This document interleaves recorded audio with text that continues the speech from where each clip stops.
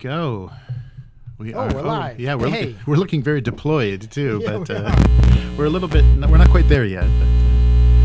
But, all right, so let's see. So give us a yell in the chat if you can't hear anything. We should have some decent audio going we've out. got the weekly. Yes, the weekly mic set setup.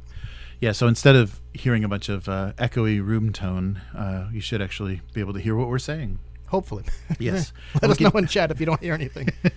And we can even stand up if we need to. Yeah.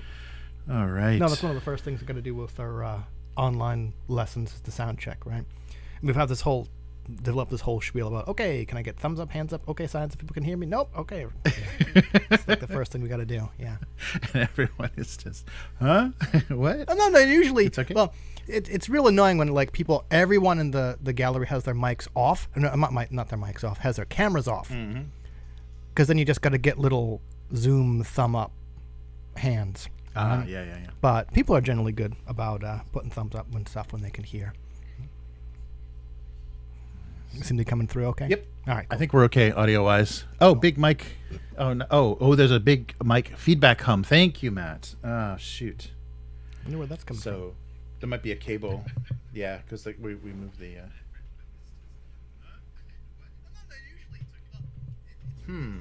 Yeah, I'm not hearing it on the phone. Yeah, it might have been... we have to maybe have to be careful moving the cables. Right. Now a dull hum. Where it's just dull enough. Now a dull hum. Let me see. Oh, can you hand me those headphones that are on the bag there? So this is the slow ass setup. Yeah, let me so I can monitor without anybody hearing.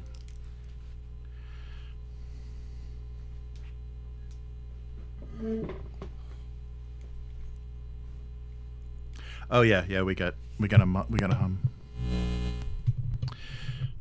How would you fix it? So where are we getting that from?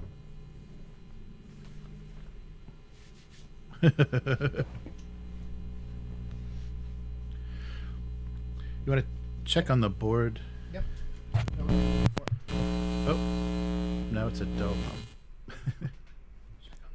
Oh, yeah. Now you can hear my phone. Yep, there's the phone. Yeah. Okay. Oh, yeah. We got to be careful with the. Yeah, there we go.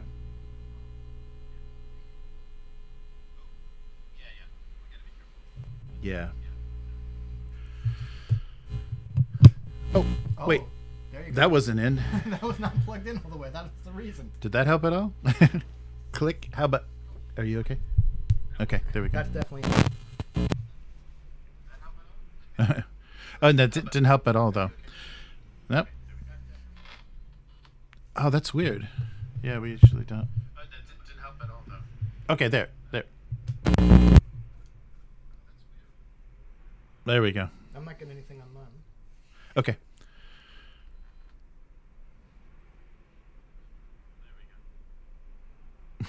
Oh, that worked. Okay. Cool, sounds better. Cool, yay! We There are we go. professionals. Yeah, All so 7 people we got to be. watching are like, this is a lot. Yeah, we got to be careful moving these mic stands around. Yeah, the cables are.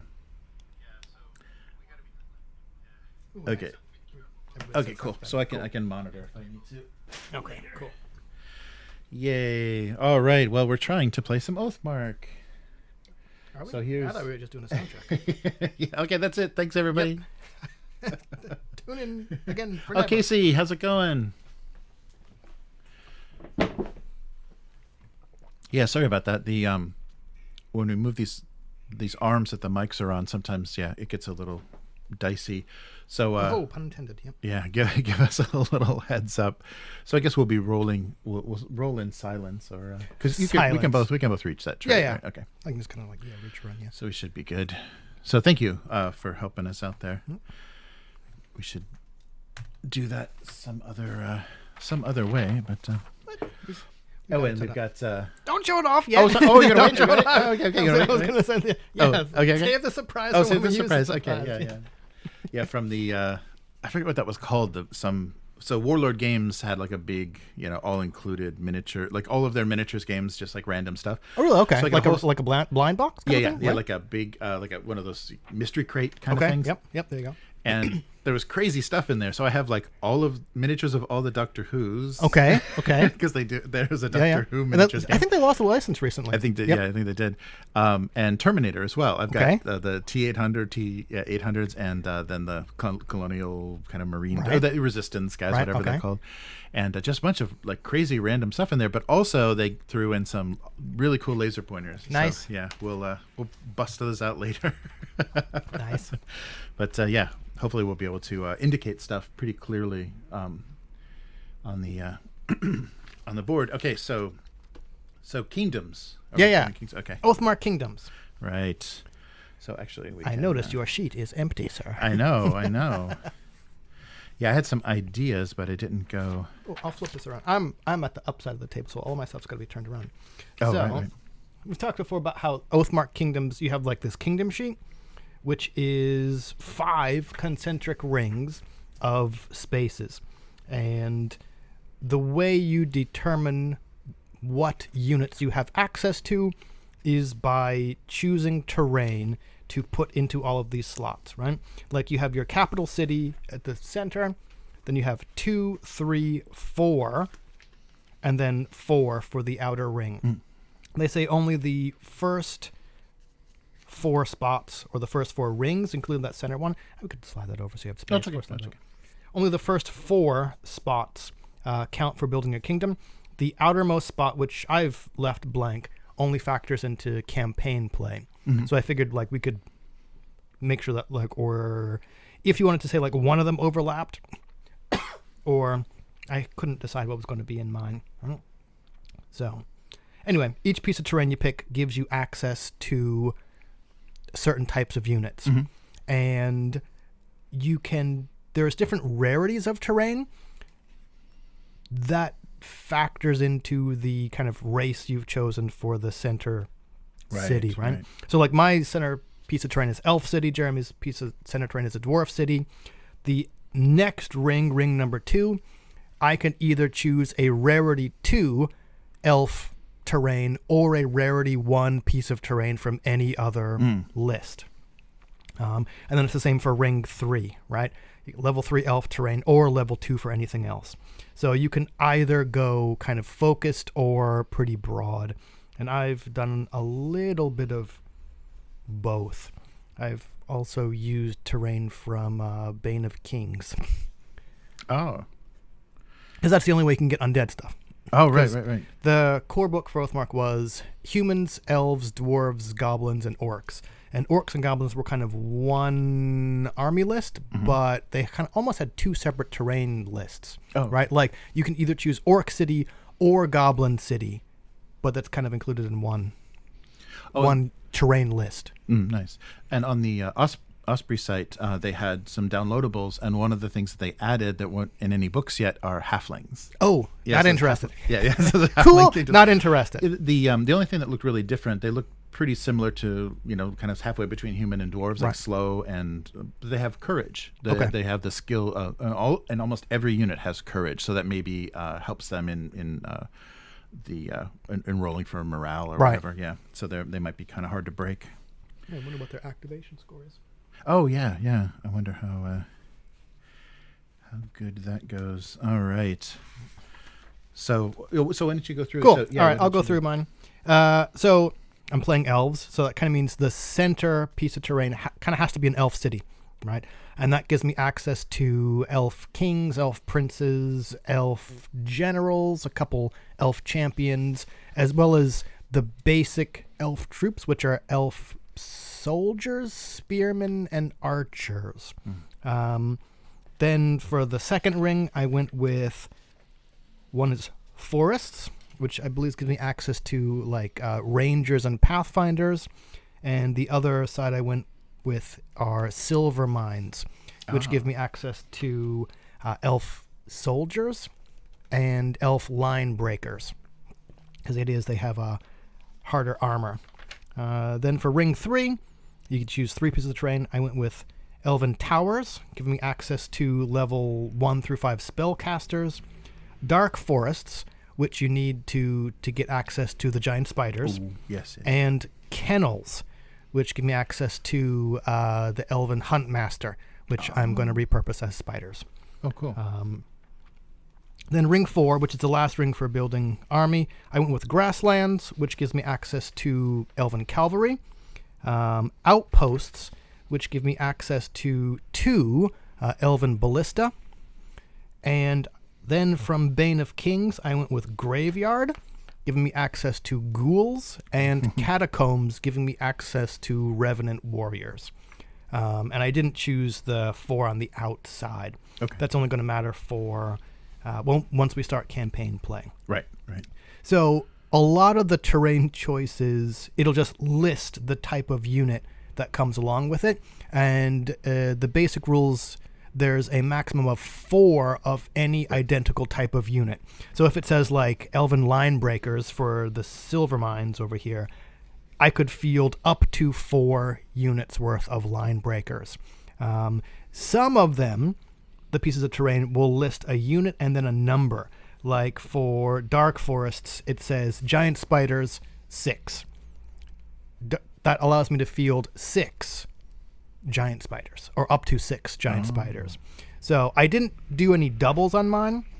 I'm pretty sure if if I chose 2 spots that were Dark Forest, I could field up to 12 giant spiders. Oh, right, right. But, And also, there was a limit, like if it gives you a spellcaster or a champion, sometimes there's a limit, like it gives you 1 or it gives you 2. yeah. So of some of the more elite units. Yeah, the characters. Yes. With some of the, since you can kind of mix and match, some of the pieces of terrain only give you access to most of the champions and single figure units if your capital city is of the same race, right? Like if Jeremy chose Elf City as one of his outer spots, which he could, I don't think you would get access to the Elf King or the Elf right champion. Like you get maybe like a general or something like that. So you can choose things from other lists, and you don't have to have a city first. Like you first don't have to have a goblin city to then take the higher level, high rarity. No, you don't. Yeah, right. Okay. Because like you're a dwarf, right? If you've... And it was, going for the Wolf Riders. Oh, right. Yeah. So like what terrain did you need for Wolf Riders? What do What do they come with? The terrain's Dark pretty... Hills, yeah. Oh, Dark Hills, Yes, right? yes, right. So in the Orc and Goblin list, what level is the... So 2. 2. And so put them in the 3rd. Yeah. Yeah. So that means, if you had chosen Goblin City as your centerpiece of terrain, Dark Hills could go in Ring 2. Right. But since you chose Dwarf City, everything has to be 1 level lower. So that means, you can't put them until you get to Ring 3, which is Rarity 3. So it's like at Ring 3, you either choose a Rarity 3 Dwarf or a Rarity 2 or less anything else. Yeah, I think I've got it. Mountain Passes. That's right. And all the terrain is pretty flavorfully named, especially the Orc and Goblin list. It's all like ruined village, burnt out stuff. Right. Elf one is pretty standard. Towers, forests, silver mines. I didn't look at them all that closely, but I think in some of the expansions there are specialty regions. I just looked at a couple, like Master Fletcher, right? And if you take the Master Fletcher, then your archer units get a boost, or like Precious Metal Mine. I'm not sure how they work in campaign because I don't think any of these get replaced. But right. So what's in your list? So I started with the Dwarf Capital, and then immediately went for Forges, giving me access to Warriors, Line Breakers, and Lumberyard, which gives me the catapults. Oh no! All yes, right. Not liking this. All right. I've already got a good model for that God too. Damn it! All right. And then secondly, the Hermitage. Hermitage gives me the spellcaster, Dwarven spellcaster up to 5. Yep. That's pretty good. And then also went with in that 3rd ring the slave camps for goblins. Yep. So I have so goblin slaves or slingers, and then the Dark Hills, which will give me wolf riders. Yep. So that'll be my cavalry, because otherwise dwarves don't have anything that moves at any rate whatsoever. The problem is getting these units to activate. That's the only thing I'm worried about. Right. Is I'll probably have to be assisting them with magic. And then for the outer ring, I went with High Fells, which gives me access to a dragon. Oh, nice. Okay. Yeah, I know where this is going. All right. The Moors, which were, I believe, gargoyles. No, the Moors were the Bargas. So the Bargas. two Bargas. Mountain passes will give me access to the border guards, which are kind of decent infantry. Cool. And then the ancient ruins will give me access to gargoyles. Yeah. Oh, we forgot to say there is an unaligned. Yes. List, That's right. So some of those monster things like Yes. the Barghest, maybe not the Barghest, but definitely the gargoyles come from the unaligned gargoyles list. and both the ancient ruins and the high fells are from the unaligned. Yeah, because I was looking at those too, going, I don't know. Yeah, I gotta double check how big the base for that dragon's gonna be, but that'll be The dragon's fun. like 700 points just by itself, isn't it? Right? Yes, and 200 worth it, points, worth it. 150 points over what this game is. Yeah, right. Yeah. I could field just 2/3 of that unit. A tailless, flightless dragon. Modeling wise, I think my plan is to do the line breakers as the Oh, North Star yeah, kits, the I saw that. Frostgrave female barbarians, because this is the one situation where like I like the barbarians. I looked at I bought the box of female barbarians, and I'm like, they're pretty cool. They're like half the bulk of the dudes, right? But I'm like, in this case, okay, they're elves, so it kind of works, right? I stuck like a helmeted head on them. But now, like, elves are, points wise, that's the thing. Like, this just gives you access to the units. The units still have a point cost, and this does nothing to affect point cost. This just provides the list, like the army list that you could choose from. Right. Elves are fucking expensive. Like an elven line breaker is 30 points. Oh wow, 30, yeah. 30 points. So I'm wondering, like I didn't put it on here, and maybe I'll swap one of these, maybe not.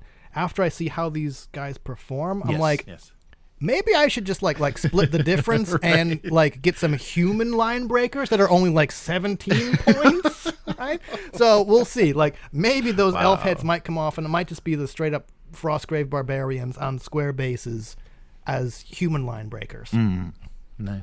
Or maybe I'll just go super dark, and those will be my dogs for the hunt master and the kennel, right?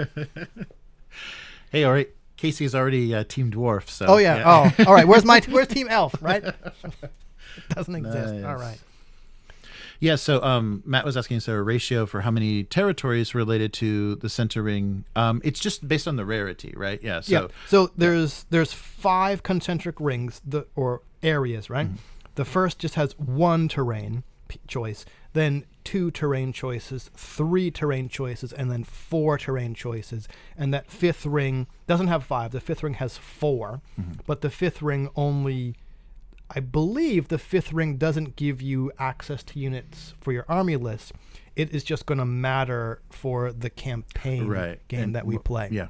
So what you're adding or what you're assaulting, or right. Yeah, right. Like I haven't read the campaign rules all that closely, but what we suspect is going to happen is you can invade a kingdom, and if enemy forces occupy one of these regions, the player whose kingdom it is loses access to recruiting that troop type. Right. I suspect. Yeah. So for the next battle, you'll be out of that, and so hopefully, we can come up with some nice narrative, reasons and things that all of that is happening.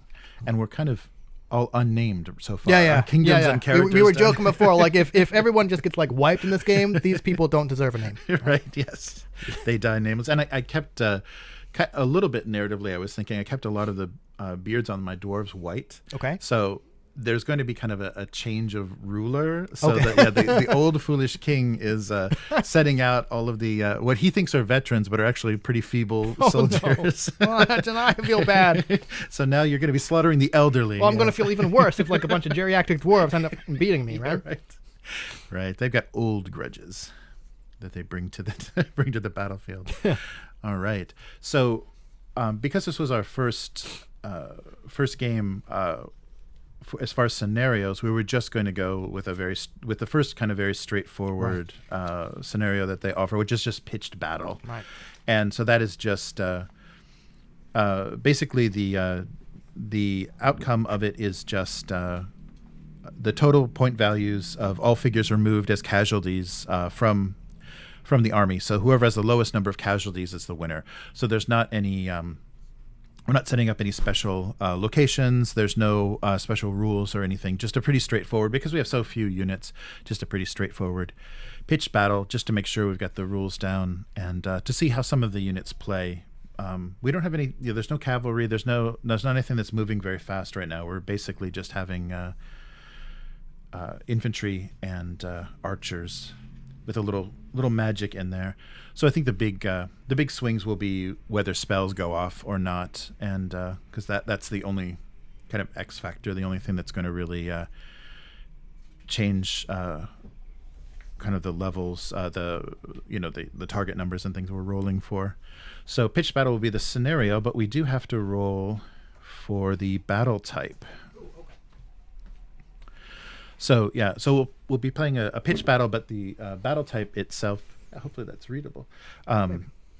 So would you like to roll a d10? Sure.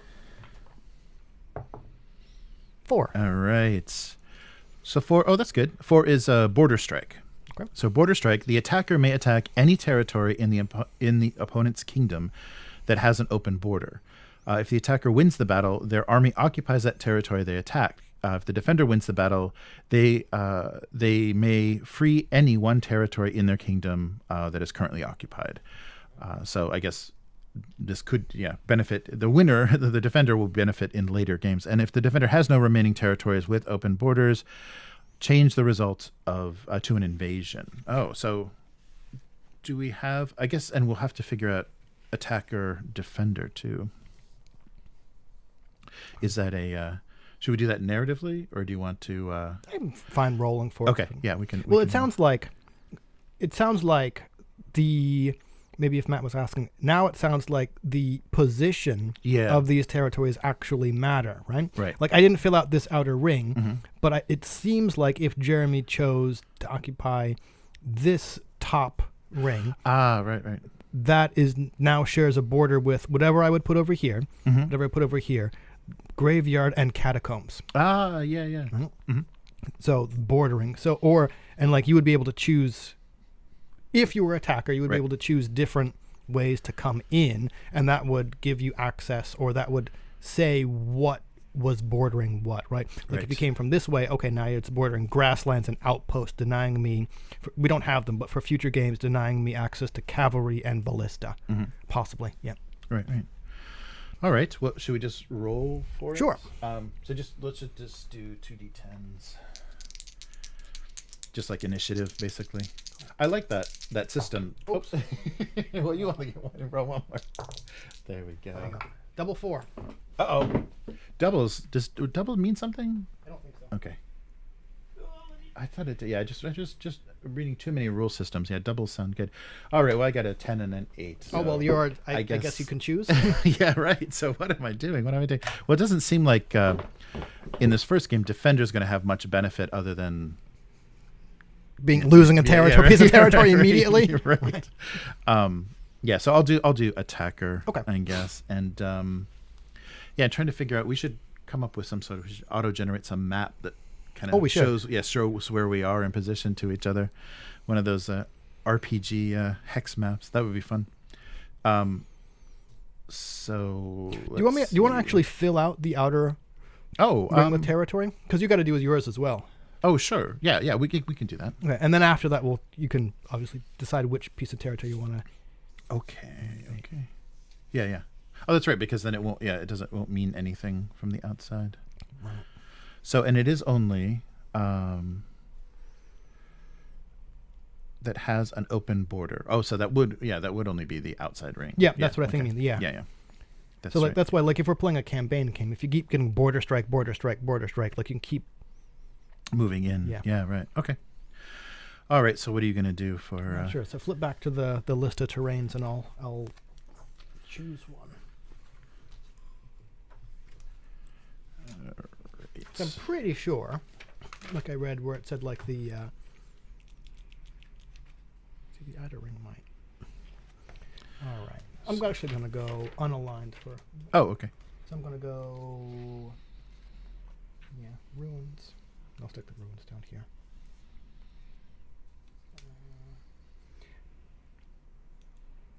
Here's. Since I've already picked 2 pieces of terrain from a supplemental book giving me access to undead. Oh, right. One of the expansion books has wheelwrights for each of the races, giving people access to chariots. Oh, nice. All right, let's see. So we got. Stick my head in this. Oh, shit. Okay, good. Towers, outposts, hill caves, dark forests. So Matt says $5 a dwarf dies first, and then the stunties win. Well, Matt's calling it right now. Like I said, okay, I'll go with what was that? Not dark hills, but hill caves. Okay.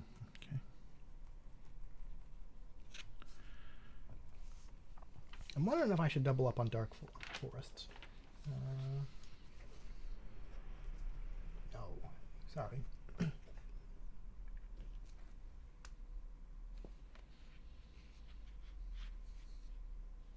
Dungeons. Interesting that the dungeons give you a... Okay. This is going to be...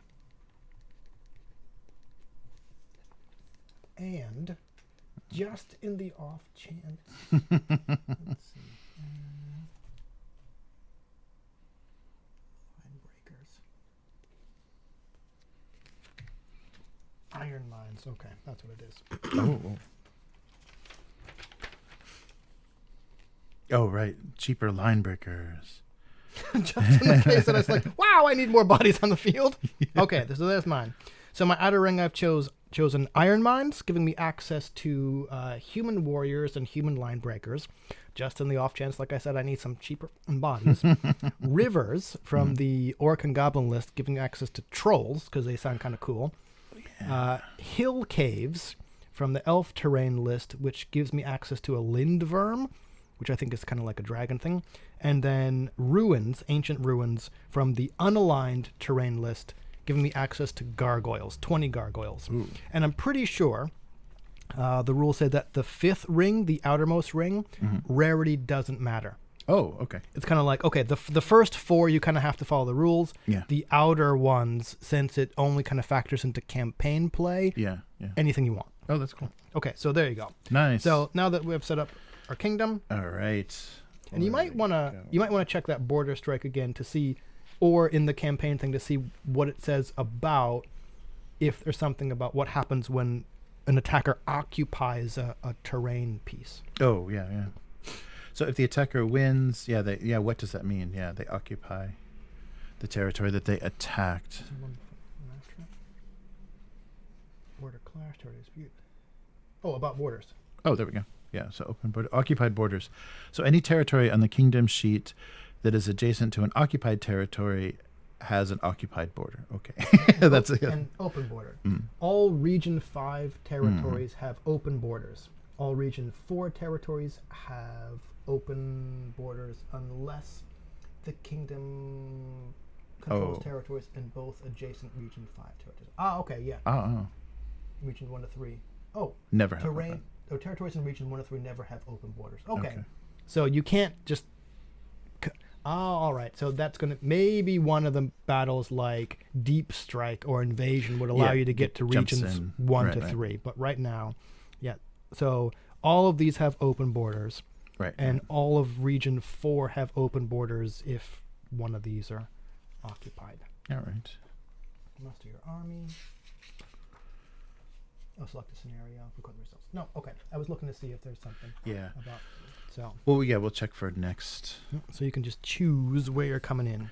It's dwarves, so they're coming for the iron mines. Ah, goddamn it. they must have more. Just come from the north. I come from the north of the snowy area. Of the north, north of the north. Excellent. right. I'm trying to channel those Warhammer Dark Elves, so that's hence the snow. Nice. All right. So should we go over what we put together for our army list? Yeah, sure. As well. So so we've got kingdoms, and so it's pitched battle and border thing. Border. We forgot the name of the thing already. It's not like border assault here. What was it? Border disputes? No, but it was like border grievance.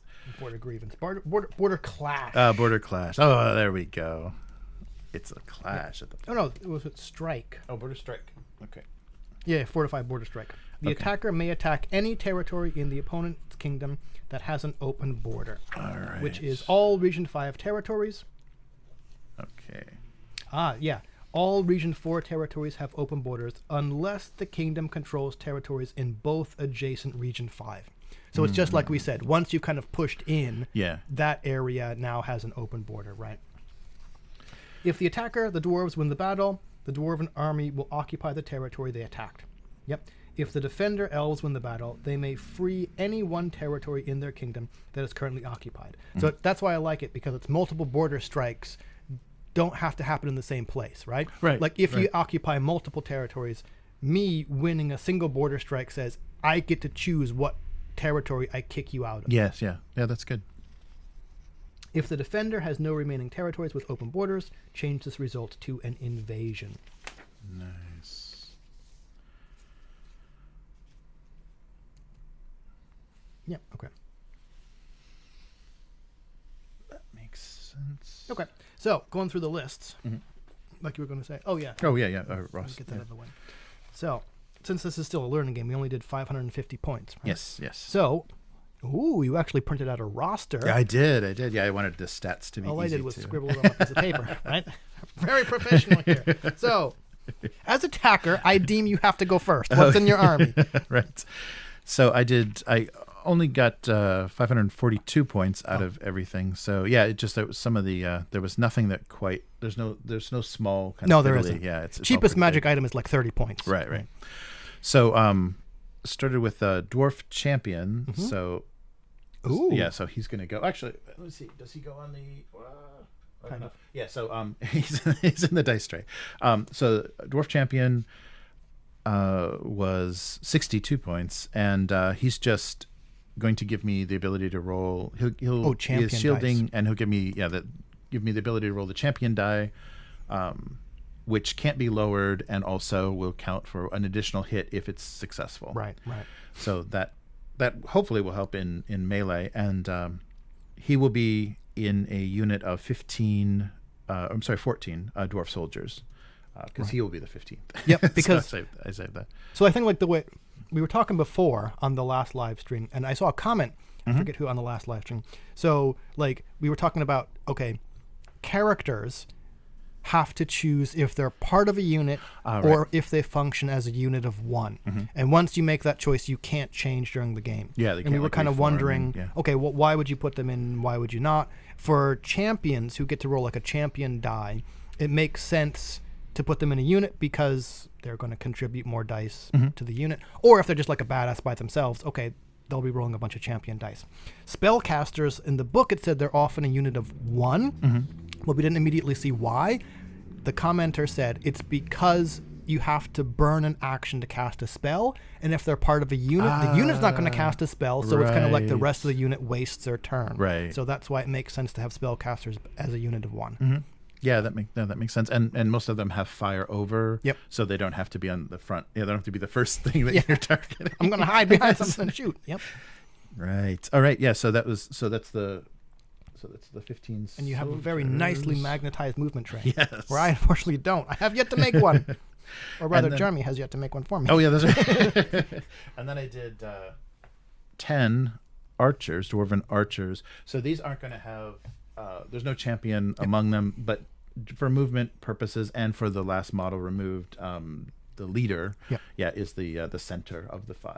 And that's why I think in Oathmark, the champion or the leader of the unit, whether they're a champion that you've paid for or just a regular soldier, are the middle of the front rank. And that's why front ranks are always 5 models. So there's always a center model. Yeah. And that center model matters a lot for maneuvers, such as like reforming, because often what you do is you turn that center model to face a certain direction, then form up the unit around them, or you wheel, which is you go from a corner. Right.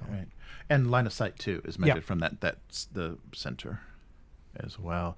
So yeah, I broke them up. I was going to do, so I'd get that +1. I was going to do 10 archers, but I was like, well, I'll get lower probability, but double. Shoot twice. So I'm like, all right. So we'll see how this goes. This sounds like a Chris tactic, which never works out for me. So let's see how that goes for you. All right. And then the last, 10 archers, and then the last one was a level 2. Level 2? Yeah, spellcaster. So he. This one. It looks very small, as appropriate for a dwarf. Very, very tiny. I will not be showing off my models because they're only half painted. So, I went with level 2, but we're using the costs that are in the book. Right. But okay. Actually, there is errata that. So the next army list that I make, I'm going to use the updated costs for spellcasters, because dwarven spellcasters got very expensive in the errata, because I guess they were too cheap. I guess they were priced too cheaply. So he's now almost double price. So yeah, he goes back to from, unit 1 he goes. Demotion. Yeah, he goes from 60 to he's 60 points currently in the book, but the errata says 100 points. Oof, yeah. Okay. So level 2 is jumps up very fast. So level 1 will be 50, level 2 will be 100, whereas right now I think it's like 30 and 60. Right. Okay. Yeah.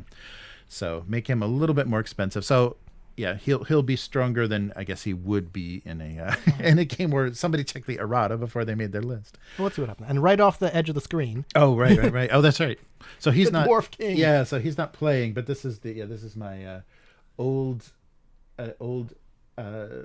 dying king. Basically, he's going to be the king of the Dwarven kingdom, who's going to be supplanted by one of his evil sons that brings all of the goblin slaves and everything. I like where this is going. Yeah. I think my elves just start off evil. Cool. So out of curiosity, how many figures total are in your 550-point army? Oh, right. Looks like 10, 20, plus 15, 35. 15, 25, 27. Oh, 27, right. Right. Actually, no, champion doesn't. Yeah, champion. Because 15 plus. Yeah, he's not. Yep. Yeah, sorry. So 26. 26. Yeah. Yeah, so 26, including the spellcaster, because the. Wow. Okay, that's not a huge discrepancy, because elves are expensive as. Yes. All right, so my army, which I will not be showing off because they don't have movement trays and are difficult to pick up. Right. I have 10 elven spearmen, which are 22 points a pop. Wow. Yeah. And I have 10 elven archers, which are 24 points each. And the reason I didn't start painting them, I forgot I needed to glue their quivers on, which I didn't do. Right? Oh. All right. And I also have one level 1 wizard right here, right? Who has a single magic item, a ring of spell casting, which... Okay, the way wizards or spellcasters in the work, they have a level from 1 to 5. That is both the number of spells they have access to and the number of dice they roll to try and cast spells. And each spell has a casting number. So Jeremy's level 2 dwarf wizard has access to 2 spells, which you have to choose for either from sort of the universal list or the dwarf list before the game. And as level 2, you'll be rolling 2 dice each action you attempt to cast a spell, and if either of those dice meet or exceed the casting number, the spell is successfully cast. Right. My poor level 1 wizard over here will be rolling a single die to try and cast thing. However, the ring of spell casting gives them a second spell. Oh, it gives them 1 extra spell. All right. So what did you choose? I chose courage because I kind of want to see what courage does. It boosts morale, and the other one I gave. Okay, it looks like elf spells are a lot about like misdirection and movement and kind of shielding and bracing, and also buffing their wizard. I went with courage, and I forgot the other one. It was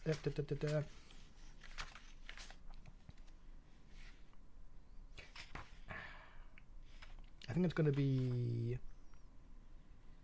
True Flight. Which is +1 to their shoot stat. Right. Oh, that's brutal. Okay.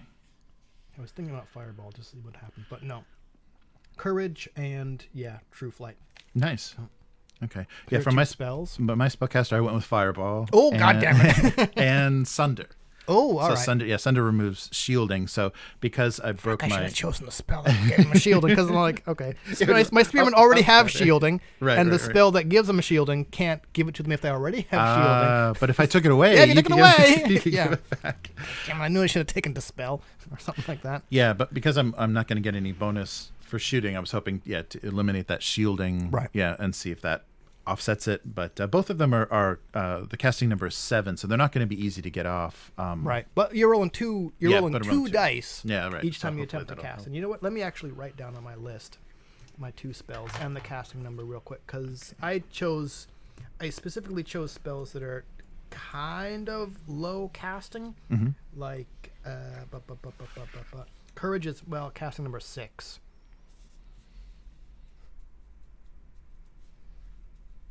And true flight is like 7. Yeah, true flight 7. All right. Oh, Matt was asking, does taking the enemy territory give you access to that territory's troop type in the future? I think we'll have to find out. Yeah, we don't know what that means. It may just mean that it takes it away from that kingdom, but if it gives, that'll be crazy if it does. Yeah, it does give you access. Although that'll make a heck of a lot of like difficulty in miniature it painting would. and creation. Army building is going to be like, oh, now I got to do humans and Oh, I don't want that territory. That's a junk territory. I'm just gonna sit here and not take the unit. Yeah. Right. All right. Cool. Oh, I do have one more 10 movement tray if you want to put. It'll be somebody. fine. Are you okay? Yeah, I'm okay. Okay. All right. So this is just and most of it, I think just the ends of the deployment areas are cut off. So this is most of a 2 foot by 4 foot board. And you deploy up to 8 inches in, right? Yes. Yep, that's 8 inches exactly. Yeah. Okay. Yep. Yeah. So I got the little deployment areas kind of marked off and 2 to 3 terrain. So I just went with 2 because it's pretty, so few units and we don't want to have to be like wheeling around everything to even get anywhere near each other. So I thought that would make the most sense. And anything else? All right.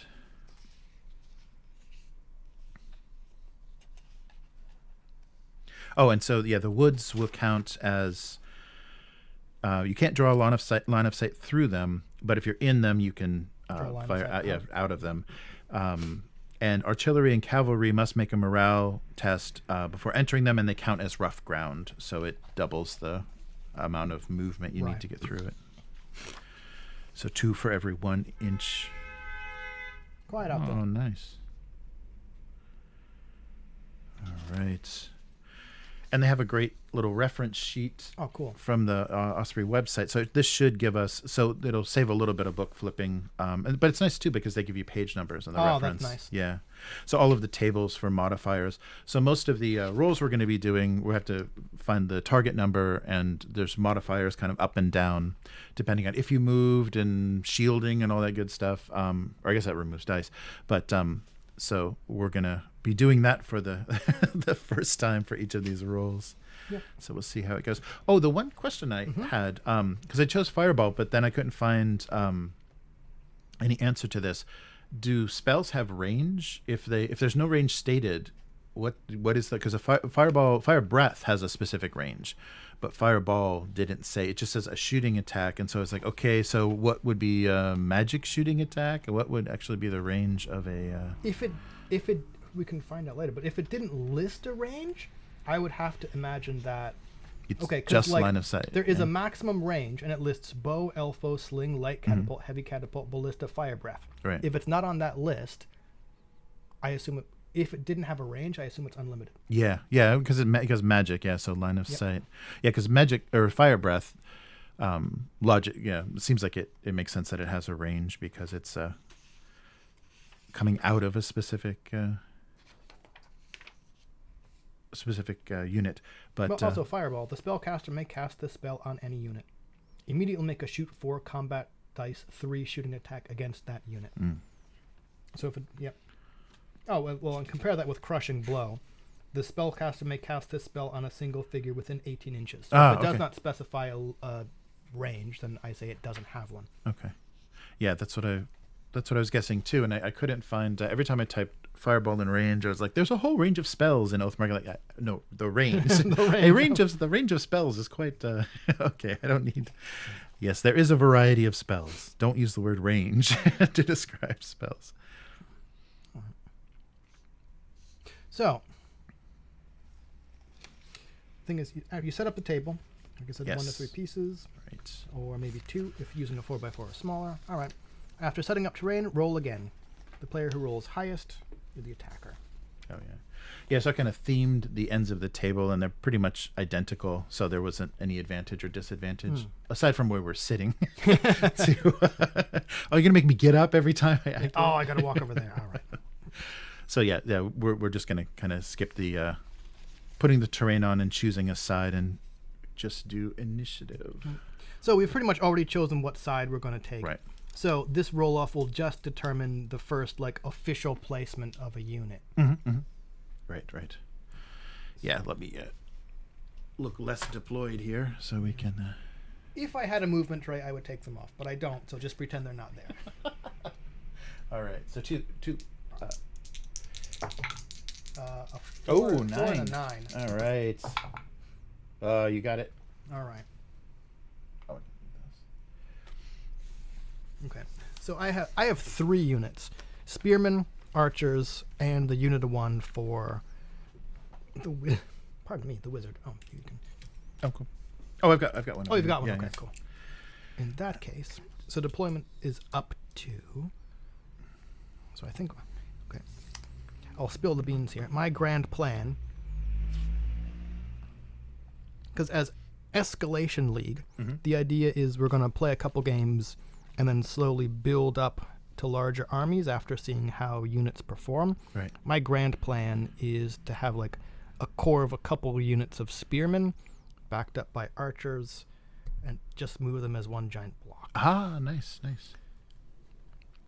Hoping to capitalize on the longer range of elf bows. Yeah, that's right. You've got what, 4 22 inches. 22, yeah, 2 inches longer than regular. Yeah, I noticed that. I was like, that's. I'm not like liking it. that. I like it. Actually, you know what? Let me not have to maneuver around that.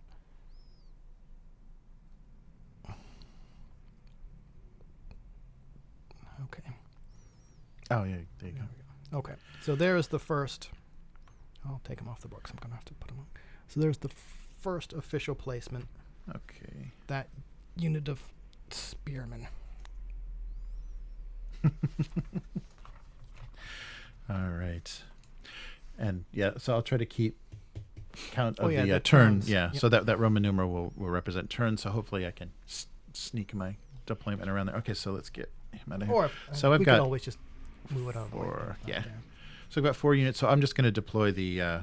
Look how handy a movement tray is. Look at that. Let me make sure I'm hitting the right mark here. So yeah, this will be nice for maneuvering. There we go. So I'll just put my. So deployment is you may place each unit anywhere within 8 inches of your starting table edge, and at least 1 inch from any other unit. Okay. Once all units are on the table, you may start the first turn. All right. Yeah. So these are just soldiers with light armor. So yeah, their defense is not so good.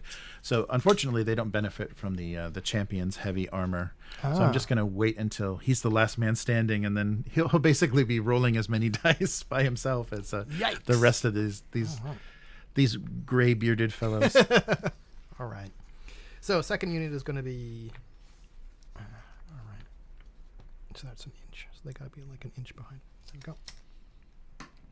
And movement tray again would be real handy because specifically, generally the Oathmark models line up pretty well, but for like archers, the front rank has raised bows or arrows up, and the second rank behind him. Oh, look at that! Put one of those units on there just to make it easier for especially whoever you think's going to do the most maneuvering. Cool. I will do that. What I'm going to do is All right. Second unit is... I'm going to have to get some of these. All right. My second unit is the archers behind there.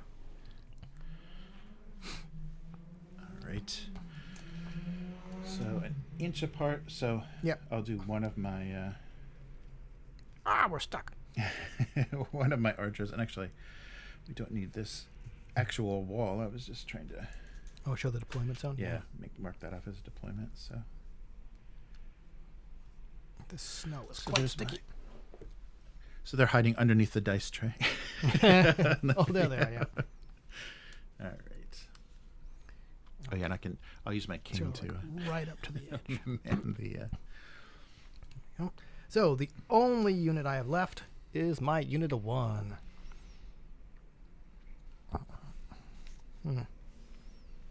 Yeah, we'll be right there on the edge of vision. nice. Cool. All right, that's me. All right. And I'll I'm do gonna go my a little farther. second unit of Second unit. archers.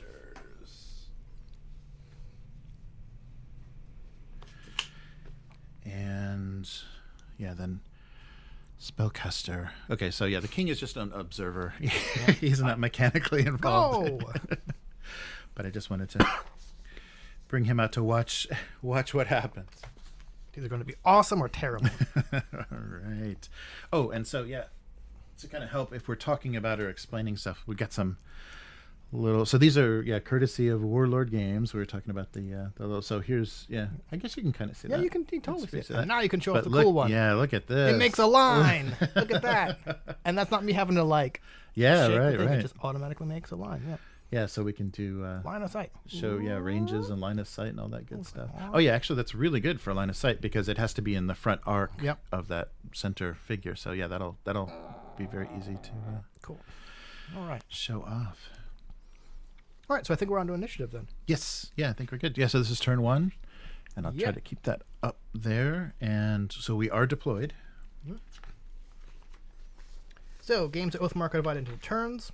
During each turn, both players roll for initiative, then activate their units in turn and take actions with those units. Once all units have activated and taken their actions, the turn ends. Unless the game is over, you immediately start a new turn. So, initiative is 2 dice to determine initiative. Whichever player has the highest result on a single die wins initiative, and if you're tied, player with the highest result on their second die wins. Oh, if you roll the same result on both dice, roll again. You Yeah. can't get doubles. Oh, okay. Okay. Yeah, I like that. I forget what I watched. Somebody tried to come up with a clever initiative system, and all they did is re-roll because it didn't work very well. This seems very efficient. Well, 6 and a 7. Oh, I thought it was a 9. Thank goodness, a 9. Oh, God damn it. There it is, a 9. All right. All right. Player who wins initiative is known as the primary player for that turn. Other players known as the secondary player. All right. So, primary player nominates one of their units and makes an activation roll to see how well that unit responds to the current battle situations. Once the primary player activates a unit and the unit takes its action, the secondary player nominates a unit and follows the same process. Then you take turns activating units in this way until one player has activated all of their units, at which point the remaining player activates all of their remaining units one at a time. Once all units have activated, the turn ends. Cool. So yeah, like I said, it's important to note which units have activated since you activate one unit at a time. But I mean, we only have, you have 1, 2, 3, 4 units, and I've only got 3. So for this game, it might not be that difficult, but once you get to like a big game, yeah, I can see how you would need some kind of tokens to show which units have activated. Right. So I'll just use these. These were from Chronopia. So I'll just put these next to units. Do you want a couple of these? Yeah, sure. So One important thing to note, any unit engaged in combat during a turn is considered activated. Oh, that's right. Thus, if a unit is attacked by another unit before it has a chance to activate, it does not get the chance to activate in that turn. For this reason, it is often important to seize the initiative and strike first. That's right. So the actions are... once activated, a unit may take up to 2 actions. It is perfectly acceptable acceptable for a unit to move, then maneuver, or to shoot, then move. Also, while every unit must activate on each turn, it does not have to take any or all of its available actions. So let's see, the actions are move, maneuver, shoot, and combat. Right. Yeah, special abilities are simple actions. Yep. As well. All right. All right. So you're going first. So who are you moving? Who are you activating first? I guess I'm just going to go with the soldiers. I'll just move them up the middle. So they are. So all of my dwarves are movement 5. And what is the what's their that's right. activation Their activation score? is 4. 4. Okay. So first, So each unit has an nominate these activation guys. score, and Yes. the way you do an activation test is you roll 2 dice, and if any of those dice are equal to or over the activation score, the unit performs as intended. If all of the dice you roll are under the activation score, that's kind of trouble. Right. Yeah. So basically, then the only thing you could do is move. You could just move once. I think it's just. So that's like you said, a simple action. Yes. A unit that fails its activation roll may only take 1 simple action during its activation. It includes maneuvers, move actions, and shooting attacks. If the unit makes a shooting attack as a simple action, it suffers a penalty as though it already moved. Right? All right. So you said your activation score is 5? So movement's 5, activation's 4. Oh, 4. Okay. So first, so let's activate the soldiers. Come on. Oh, there we go. I saw that too. I'm like, no. All right. So 8 and a 2, you're fine because at least 1 die is over. Yes. So successfully activated, so they can do 2 things and Basically anything you want. Yeah, right. Looking at the rules for undead, like undead had a pretty decent activation score. They only roll a single die. Ah, that's a good. Yeah, that's a nice And mechanic. one other thing about commanders, we don't have any commanders. If you're in range of commanders, you roll an extra die. So like most units would get to roll 3. Undead are still only rolling 2. Oh, right. So I'm like, activation 3, that's ridiculous. That's as good as an elf on a single die. Oh, right. Nice. So with your movement of 5. Yes. So maneuvering can happen at any time as well, right? It's an action. Oh, it is an action. Okay. Yep. So move. Once activated, a unit may spend an Oh, it action doesn't count as to a move move. Okay. directly forward up to a distance equal to its move stat in inches. Right. May move through other friendly units provided they are completely separated. Okay. Okay. Alternatively, a unit may spend the action to move up to half its move stat directly backwards or to either side. Oh, right. So basically, with a move action, you do not change facing. Yes. If you want to change facing, you need to spend an action to maneuver. No unit may make more than 1 maneuver per activation. You can move over friendly units or obstacles while making a maneuver, provided you're fully separated by the end of the activation. If a unit makes a maneuver that begins or ends in rough ground, its activation ends immediately after the maneuver is completed, even if it has actions remaining. Enemy unit may not make a maneuver that causes it to move into contact with an enemy unit. So your maneuvers are pivot, which is where you rotate on the center figure. Okay. Or you wheel, which is where you swing on a corner. Or you may about face. Oh yeah, right. Do a 180. I'm out of here. All right. So I think I've only got 5. So let's see if I did 5 or 7.5, and you've got 22 inches of bow. Okay, I think I'm still safe. So I'll be brave. So use the first action for a move, and actually, then I think I'm actually going to pivot. Cool. So from Basically, this, or actually, that's from, a wheel. Oh, sorry, wheel. Yeah, wheel from this corner and just do this. Okay, yeah. All right, and so that is them. So I'll just put this here to mark. All right. Yep, cool. Yeah, that wheel is just any one corner, and then as long as the outermost corner of that figure doesn't change location, you can swing them however you want. Okay. All right. Well, I'm going to activate Spearman up here. So, elves have a move of 6. And where did I put my tape measure? Ah, here it is. All right. I think. Oh, yeah, activation test. Here's where we see if elves are actually worth it. Elves are ridiculously expensive. They also have an activation score of 3, which is like the lowest in the game. Yeah. Activation scores also factor into morale. So I'm kind of banking on my elves doing what I want them to do when I want them to do it and staying on the board for a long time with that courage score, which is why my basic troop costs 22 points. let's see if it pays off. All right. First activation roll of the game.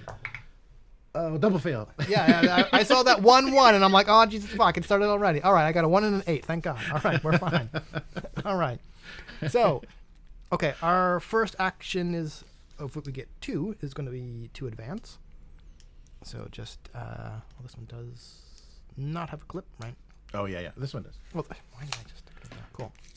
I just want to measure out 6 inches. Cool, thank you. So we're out of the snow. We already want to go home. It's too warm here. Yeah, instantly it's spring. You move. Oof. All right, so there's our 6. All right. Then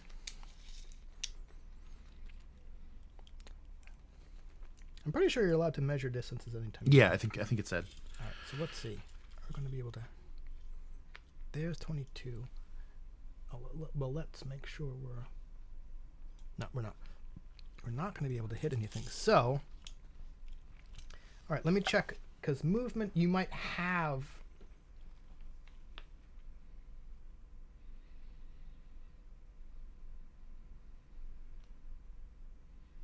If you choose to use both of a unit's actions to move, its second move action is at half its move stat rounded down. Right, okay. So that we can try and get in range, let's very potentially foolishly advance another 3 inches. Watch, here's where my archers will fucking fail their activation roll and get stuck behind them when the whole plan is to move forward as a single unified block. All right. So that's them activated. Forward to battle, snow elves. Right. Don't fuck this up. Otherwise, you're all going to be decapitated back in like Norgathrond or whatever kind of dark elf-sounding city name I come up with. Nice. Okay, so. Oh, it's okay. I'm good. Okay. Oh, what are you going to do for your next unit? Oh. So my next, I think, will just be the. The spellcaster. Because I can with a spread out front like that, you can kind of nominate anything you want, right? Yeah, Or I have to go to a very specific sequence. Have I mentioned that as much as I love miniatures games, I suck at tactics? Like, the dice hate me and I suck at tactics, so it's just all around like a bad show. All right, yeah, so everything is the same, so I think I will... Well, actually, can you check Sunder? Yep, sure. Under the dwarf, it's specifically dwarf magic, and see if there's a range on that. Given the name Sunder, I assumed it was dwarf. Yes. Sunder, casting number 7. May cast this spell on any unit. That unit loses 1 level of shielding. For example, a unit with shielding 2 now has shielding 1, and a unit with shielding 1 loses their shielding ability altogether. Did I mention that, although I haven't glued them on, they have elf shields. spearmen have shields Right, yes, and the shielding special ability? So the elf spearmen have shielding 1. Okay. So if you successfully get this off, they will have shielding 0, or not at all. All right. And there was no range on that? Nope. Okay. Just choose a unit. Okay. All right, and he can fire over, so I guess I won't... That doesn't affect... Fire over, Yeah. 'cause I'm pretty sure my archers have fire over as well. That might have a range. Oh, that's right. No, I think, yeah. So Double check. Fire over. When making a shooting attack or casting a spell, this figure can draw line of sight through one unit in the same army, provided at least one model in that unit is within 3 inches. And the unit contains no large or enormous models. Okay. So you're going to have to move up I'll have to move first. at least within 3 inches of whatever you cast over. All right. So I haven't activated. Oh, that's who I'm activating, and I haven't rolled yet for his activation. So nominating my spellcaster, and let's see if he moves. I see an 8. Again, one of those scary low rolls. It's funny. I feel kind of vindicated, right? Mm-hmm. Because remember the card-based war game I was trying to develop, and remember how like rolling a single die didn't feel all that great. Mm-hmm.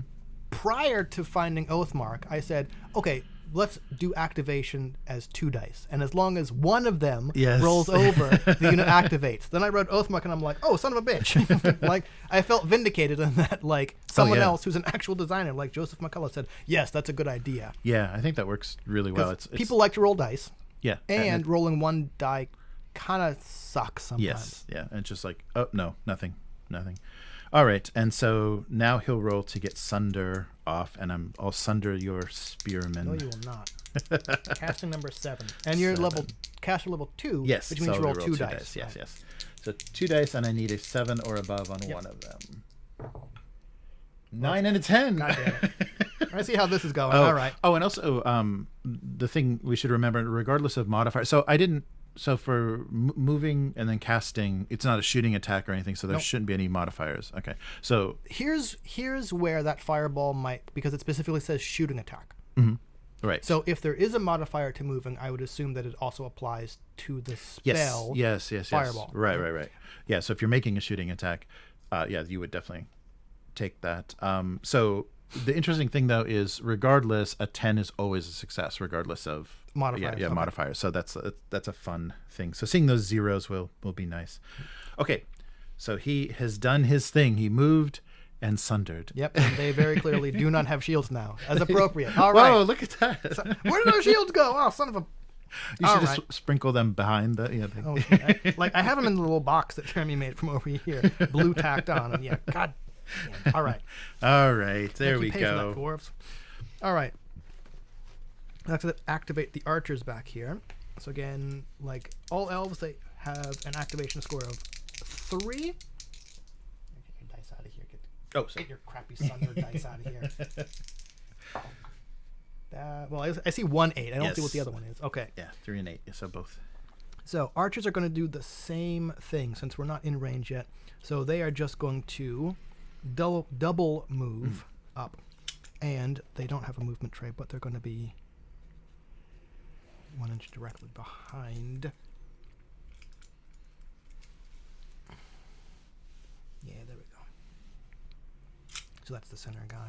Right. And then they'll form up around him. The snow looks awesome. It's snagging on the on the grit. Yeah, some plastic card or something with some little grit on it might be a nicer. Or once I get a movement tray for these guys, it'll be okay. Oh yeah, that's true. Yeah. I love how I'm complaining where you were the one who based and primed these very nicely, and I'm just like, not to mention made me a carrying case and a box. Yes. I'm just like all kinds of fucking ungrateful. All right. There we go. So that's advance of 9 inches. Okay. So that was a move and then a move. Yep. All right. Okay. So let's look at you, spoiled for choice, where you have 2 units to choose between. Right. Yeah. So 20 inches. So that would mean you'd have to be 25 away, and you're definitely not 25 away. No. Yeah. Oh, what's pretty close? So yeah, if they go up to 5, if they move up, they'd probably be able to hit. Yeah. Well, I'll try that. I'll try activating these guys. So the under the dice tray group of archers is going to try to activate. So Bo has maximum range of 20. All right. And I'm doing 4 and above. Whoa. I got a 4. I swear I did. Oh man. Okay. So they're going up 5. And I'm not gonna maneuver, but no, because that would be the second action. Yeah, that like would you could. Line because you got to move up. Yeah. So line of sight Here you go. needs to be. Oh yeah. So I think So line of sight is from the front. yeah, Sorry, this guy. the middle front model Right. to any part of the Oh, target this looks. unit. Look at how cool that Yep, is. that's pretty cool. Oh man, yeah. So I definitely have at least 3 in my front arc. If you were within 20, which you may not be. Oh. So God damn it. 1, 2. Oh yeah, players can check for line of sight anytime during the game. All right, and I'm pretty sure. To any point on the base. Yes. A unit can shoot at any enemy unit it can see. Mm-hmm. So you first check line of sight. Blah blah blah. Units may only shoot at the closest enemy unit within their front-facing arc to which they have line of sight, unless they possess a special ability such as aimed fire or indirect fire. Oh yeah, exceptions are large and enormous models. Ooh. Yeah, that's really cool. For doing line of sight. Okay, so from that center. Yep. So 20, that's just any point. I just barely get the edge of that center figure's base. But this is not going to be a very... I was looking for a part about range. Oh, whether like within half or that kind of stuff? Because one is check, okay, shooting attack. Step 1, check line of sight, range, and priority. So we checked line of sight. Mm-hmm. Oh, the target unit must also be within range of the attacking unit's weapon. So I read that as, so long as any part of the target unit is within range, the unit is within range. Yeah. I thought it was the 3, like it's from center. It's You, at least you 3. definitely check line, like, Yeah. it Oh, that's how you doesn't check say line of anything sight. along here. That's right. So, like, if you always measure line of sight from the middle of the model, Okay, yeah. as long as any part of, okay, so yeah, you measured Wow. from Yeah. the center there. Yeah. Oh, that's right. So you that's definitely just have for line line of of sight. Okay. Yeah, so then definitely in range. Well, that makes it better for range. Yep. Okay, so knock down your shielding, but we have to determine the target number, and I moved, so that's Right. not good. Okay, so we're within range. So step 2, determine combat dice. You got to determine the number of combat dice they can roll. So you take the combat die stat for the attacking unit and multiply it by the number of figures in the front rank to a maximum of 5. Right. Okay, so 5 regular. Yep. If the enemy unit has a special ability shielding, subtract their level of shielding from the total combat dice Right. after all of it. So I would have Yeah, you would have. I would have removed one. knocked out a single die. right. Unfortunately, I didn't. Okay. So, and it's always a minimum of 1. Ah, right. So, step 3, determine target number. Determine the target number by subtracting the attacker's shoot stat from the target's defense stat. Ooh, yeah, that's and right. including any modifiers from the shooting modifier table below. Okay, so what is your archer's shoot stat? So archers are 2. Archer's shoot stat of 2. Okay, my spearmen have a defense of 9. Yikes. So, Okay. 9 minus 2 so we're is 7. 7. But it gets worse. But it gets worse. All right. Used an action this turn prior to its shooting action, yes. So 8. Plus 1. So you're up Right. to 8. Yes. That's the only modifier. Oh, okay. Yeah, so not disorder, no cover. Okay. Yep. Okay, cool. So we'll get to it later. You currently have a single rank, Oh, yeah, right. right? Like you only multiply combat dice. It seems like the most number of combat dice you will ever roll is 5. But why would you ever have more than 5 models in a rank? Because you get a positive, you get a beneficial modifier for each complete rank after the first. Right. So like it's full ranks in unit, minus 1 for each full rank after the first. So you're up to 8. If you had 2 ranks, it would have been 7. Yeah, 3 right. ranks, it would have dropped it to 6, and a full 4 rank unit would have dropped it to 5. Right. Here's where for future games, my plan of this like bulking up on archers is just like, okay, we're gonna have a fuck ton of archers behind a wall of shieldmen to just pepper you from afar. Right. So we'll see if it pays off. Nice. All right. So you're up to 8 Yeah, so we're rolling. Okay, so 5 dice, and I'm looking for 8. in the box. Right? The player with the attacking unit rolls her combat dice. Here we go. Lots of 8s. Good. 1. I got a 9. Ooh, okay. One hit. So a hit is achieved by a roll equal to or greater than the required target number. So equals or exceeds the target number of hits scored 1. But even if I was trying to hit 7s, I still would have only had 1. So. Okay. Oof. So each hit causes 1 point of damage to the opponent's health. To apply damage, simply remove figures from the damage unit until the amount of health from the removed figures. Blah, blah, blah, blah. Right, okay. So Elven Spearmen only have a health of 1. So with 1 hit, I lose a Spearman. Right. Fuck you! And Matt was wrong. First blood is to the dwarves. yes, Matt. Hey, K5, how's it going? Hopefully means I'm going to end up winning. Right. First blood, the win goes this way. That's right. That's no, right. Oh, no one could have saw my thumb. First blood, win. All right. Matt, you owe somebody $5. Somebody in chat gets $5. All right. And so immediately, so apply hit to remove morale? Casualty. Yeah. Yep. Okay. Players should always remove figures from the unit's rear rank, regardless of the direction. And remember, the officer should always be the last figure removed. Okay. Right. Step 7 is morale test. If the unit takes casualties, it must make a morale test.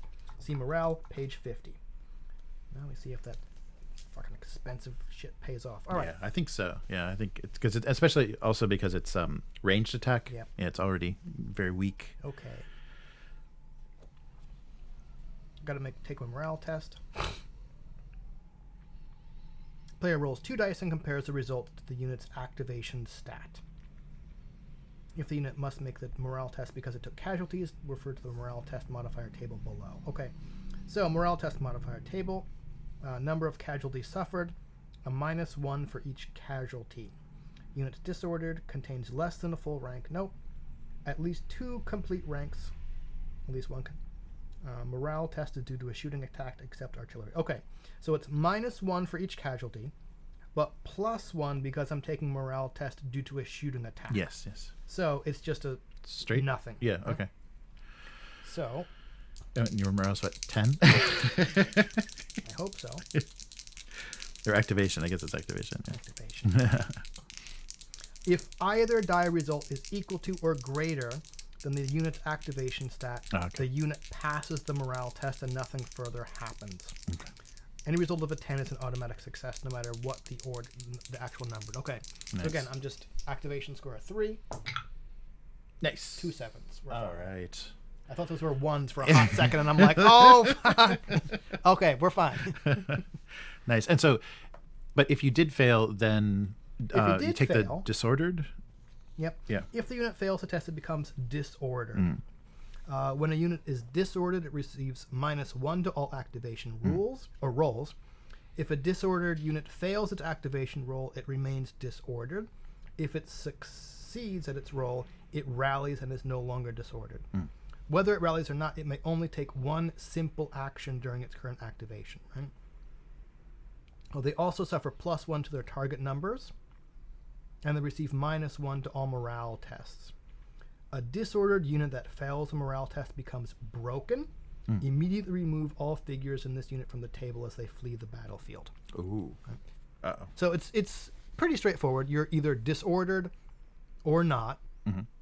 And once you become disordered, you have an okay chance of getting it back together. Getting it back, right, yeah. Unless you lose a bunch of models. All right. My spellcaster fell over. All right. He couldn't believe that. First blood. Oh my god. The gong. Okay. All right. All right. That's it. So last activation is going to be spellcaster. All right. So, activation roll. Hey, activation score is 3. That's a 1. And what's the other one? A 9. Whew. All right. No, it's 2 1s, I think. Yeah, you could just. Yeah, that's 2 1s right there. Okay. So what we're going to do is... Okay. We're going to probably move and cast a spell. All right, so spellcaster is to move a 6. So that puts us like right on the edge of the snow there. I'm not setting foot on that goddamn grass. All right, and then we're going to try and... Yeah, all right, we're going to try and cast... True Flight. Oh. Okay. So True Flight has a casting cost of 7, I think. Yep. And we're just rolling a single die because we're only level 1. Oh, right. That's a negative. Oh. But there's no penalty for failing a spell, unlike Frostgrave. Oh, I'm that's not gonna right, take like yeah. a fuck ton of damage. Oh yeah, that is. Spend brutal. points to increase it up to 7. Oh. All right, that's me. Okay, so last will be my other unit of archers. So let's do activation. So 4 or more. Yep. Yes. 4 One. and an Okay, 8, so I yep. got an 8. And I think they're just going to rush into the woods. Try not to move the microphone. You want me to move them for you? And then second would be half. Yep, And so rounded down? Is No, it- I think you move half inches. Oh, half inches? Okay, so Yep. 2.5. Okay, so I'll do a 2.5, but that's going to put me... Actually, it'll just put me right at the edge of the woods. Okay. That's it for them. Okay.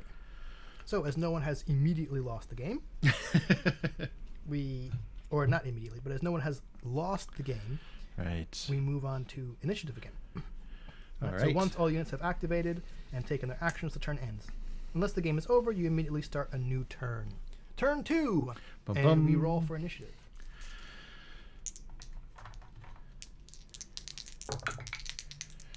All right, I got this. You got Double it. twos. Yeah, all right, so we go first. Dang. Yes. All right, here's where I'm wondering if I should just try and shoot first. Oh, Ask yeah, questions activation later. takes off. Oh. All right, I think I'm going to go with the spellcaster. Okay. So activation score of 3. I'm going to try and roll on this side. Whew, 2 Oh, and you a got it. 7. You Wow, got it. those 7s kind of look like a 1. Right, they do. All right, so we're going to move up. Actually, let me check real quick if you have to maintain... They move through other friendly units provided they are not completely... provided they are completely separate from that unit. Mm. Right, okay. So... All right, well, we're definitely within 6, so we're just going to do like that. And then we're going to try and attempt to cast True Flight on the archers again. Casting number 7. 4, no. Oh. Close. Yeah. Not really. That's 7 tough. 7 with 1 die is With not, 1 die, it's yeah, not yeah. easy. All right. Okay, so that's you. That's me. Okay. Yep. So I'm just gonna 180 these guys out of here as soon as you get that true flight off. So let me. Oh, that was one thing too. Once we're engaged, once our soldiers or the melee troops are engaged, can they still be targets of melee or of ranged attacks, or are we? Yeah, because I wasn't sure. I will check. The rules were for that, so that'll kind of change the order of how I do stuff.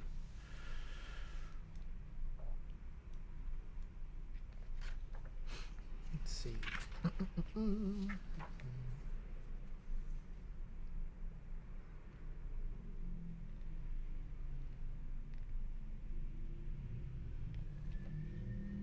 So far, I'm not seeing anything.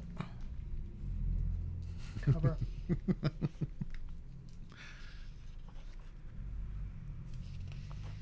So far, okay, in the shooting rules, I do not see anything that says you cannot target units in combat. Oh, okay. A unit, pardon me, a unit can only shoot at an enemy unit it can see. So you got to check line of sight. Blah blah blah blah blah blah blah blah. Oh. Units may only shoot at the closest enemy unit within their front firing arc, Right. to which they have line of sight. Right. Blah blah blah. There are a couple of exceptions. Blah But- blah blah blah. I would have to. It would have to have shoot over, and I would have to be within 3 though. If we were engaged, like if I was here, Oh yeah, because you would have to have line of sight. yeah, I'd have to have a line of sight, which I couldn't get through my guys unless I'm within Yep. 3. Wow. So actually, okay. in the line of sight example, Mhm. they have it looks like one unit is off to the side Ah, and can yes, still yes. draw line of sight Okay. because there's like a gap, Mm, right? mhm, mhm.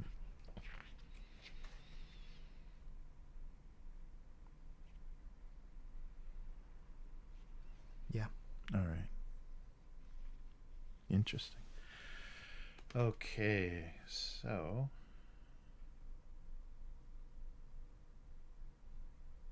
Oh, okay. For future reference, Mhm.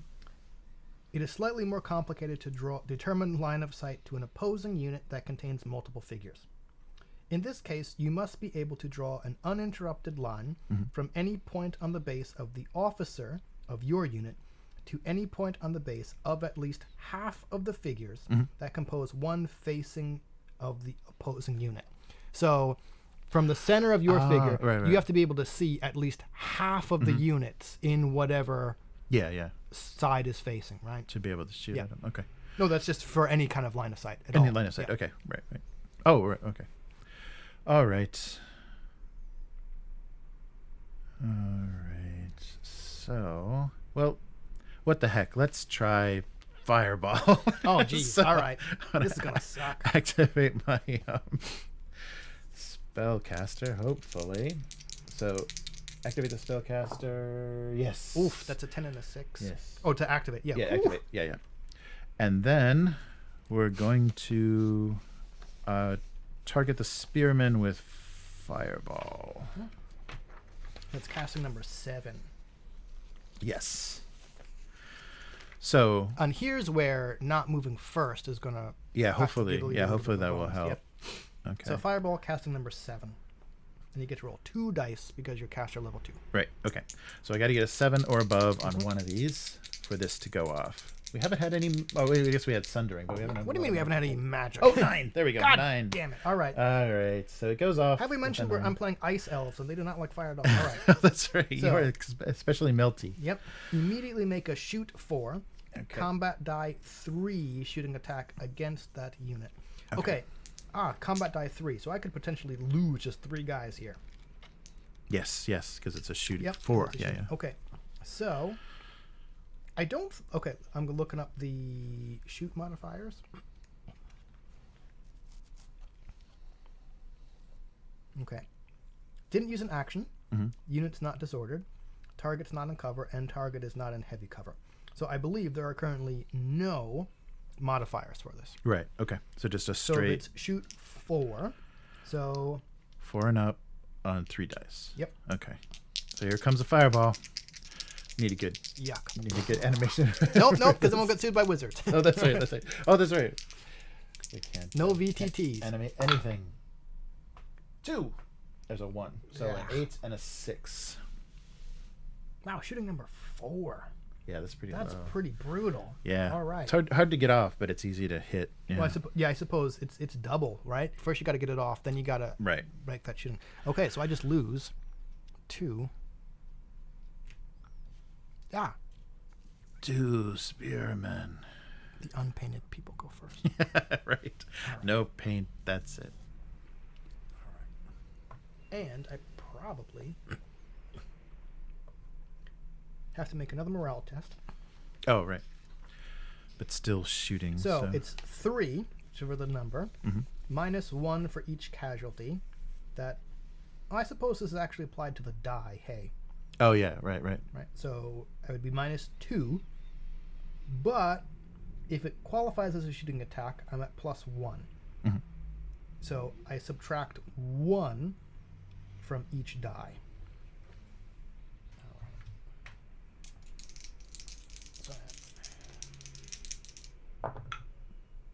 Oh, you got it. 4. Yeah. Ooh, that was close. All right, that was a 1. We are not disordered. All right. Screw you and your stunty magic. All right, that's it. Yeah, that's it. All right. Well. Oh, we led with our spells. No, that's funny. No, probably not. All right, let's check the range. Because if 20 inches got your... Oh, yeah, 20 inches. Yeah. But I'm measuring from the row back here. And also, I don't have line of sight. There's the flaw of my plan. There's the flaw of my plan. All right. Well, they have fire over. Yeah. Yeah. Within 3. Yeah. Oops. Yeah, you're within 3, so yeah, you can ignore them for line of sight. Oh. Oh no. Okay, I don't think. Okay, measuring. Well, if I measure from corner to corner, archers are within range. Yeah, within range, but yeah, do they have line of sight? I think so, because your front arc is pretty wide. Yeah. Front arc, like you're definitely within line of sight arc. These archers, Oh, wait, lost my head. These archers are definitely not, because I'm not from the captain. I don't have line of sight to at least half. Right. Like I can get a corner of that guy, but I'd see like one guy max. I'd have to see at least like 3. Mm-hmm. I definitely have line of sight to both of these units, and I have range as well, as long as I'm allowed to measure from any point of my base to any point of yours. Even I think even it's 22. Well, if it okay, I'll go for the warriors up front because they're definitely within 22. Okay. So let's do. Oh yeah. Yeah. So from there, I definitely can do like all of. Yeah. Oh, in the front. Because we have fire over. I think part of the reason why elven archers are so expensive is that activation. They have fire over, which allows us to ignore one friendly unit within 3. Right. And they have aimed fire, which means we don't have to shoot at the closest target. We can shoot at anybody we want, as long as we have range and line of sight. Did you hear that? I don't think we could target them because I don't think we have line of sight Oh, you wouldn't to the wizard. Right. So like. Oh, that's cool though. If we didn't have aimed fire, I think we would have to shoot at the warriors because they're closest. Yeah. So if you had to choose between the two, if everyone was in range, you could choose. That's crazy. This might all be moot because I might not be able to activate. Oh, that's right. So let's find out. Okay, so activation score of 3. Yes. Jumped out. I'll roll that one again. Yeah, roll it again. Oh, both. All right. Okay. All right. So, first one we're going to shoot. I'll just take the thing here. We've already checked range and line of sight. So, archers have a shoot. So, we're combat die 1. So, we're going again, we have 5 models in the front rank. So, we'll be rolling 5 dice. 1, 2, 3, 4, 5. We specifically didn't move, so we're not going to get that -1 penalty. Archer's shoot score is 3. Oh, okay. Subtract that from your warrior's defense. Yes, 10.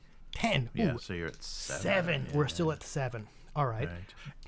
And they have shielding. Your goddamn shielding. Fuck your shield. Have we mentioned this is not a family-friendly cast? Fuck your shielding. All right. So yeah, here again. So determine combat die. If the enemy unit has the special ability shielding, subtract their level of shielding from the total combat dice after all the determinations are made to a minimum of 1. So we lose a die. So we're down to 4 dice. But okay. So we determine target number is 7, 10 minus 3, but that drops it to 6 because we have a second full rank. Yes. Okay, so on 4 dice, I'm trying to get scores of 6. Ooh, we got 3. Ooh, 3. Nice. Really? No, 2. Oh, 6. Oh, 6. I'm sorry, 2. Yeah. So 2. We got 2. Okay, 2. Sorry, I overestimated. All right, so 2 casualties. Yep. Uh-oh, and here comes the dwarven morale. So you have a -1 because 2 casualties, but a +1 because it's from a shooting. Right. Oh, that's right. Okay, so I need so -1, so -1 on each die, and I need a 4. If 4 or over. Yeah, I got 2 6s. Okay. We're fine. They're still good. They're 2 old men down, but they're still good. Oh, you just made it worse. We're shooting old people. All right. That's my archer activation. Okay. It's kind of what I thought, because reading through the rules, the most number of combat dice you'll roll is 5. So the maximum number of casualties is kind of 5. However, if you somehow roll the target number +5, it's 2 hits. Oh, that's right. If you roll a target number +10, it's 3. If you can somehow get the target number very low and roll way over it, you're inflicting multiple hits. That's right. Okay. So let's put these guys into the woods because right now they can't shoot through them. So I shouldn't be doing that. So I'm gonna activate these other archers. So they need a 4 or above. They did not. Our activate. first. Oh, failed. Thank God it wasn't me. Activation. Yes, guys. All right, so that's just a simple action. They only get the 1. Oh, okay. Well, it's still they can't do anything. Yep, but that it can fails move its them in. activation. You Okay. get a simple action. Includes maneuver, move action, provided you don't contact the enemy, and shooting attacks. All right. If you make a shooting attack, it suffers a penalty as though it already moved. Okay. All right. Yeah, so I need to get them in the woods before they can shoot. So let's do that. Sorry, I got my microphone away now. Sorry if that made a lot of noise. Okay, so I can put them 2.5. Go here. Put them 2.5 into the So they are definitely in. woods. Yes. All right. Okay, so I can shoot out of there, but I can't shoot in. Oh, guys. Well, could have been worse. All right, your turn.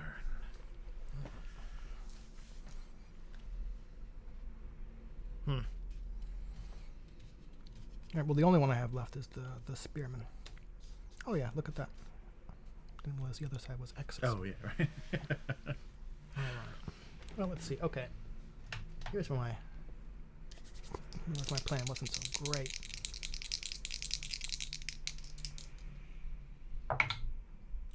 Nine and a 7, so I definitely activate. And what am I going to do with them?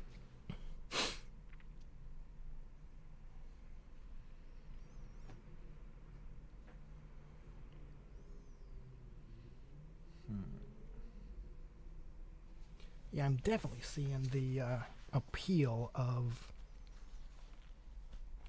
multiple kind of combat units. Well, obviously it's a combat game, but I'm thinking like, okay, I've got my front rank. They were supposed to like protect my archers, and they're doing an okay job under this heavy fireball fire, right? But now they're just like, okay, we're getting whittled down over here, boss. But when we actually contact the enemy, are we going to stay? Like, I kind of wish I had another unit behind them around that was going to be able to. Yeah. Anyway, okay, let's just.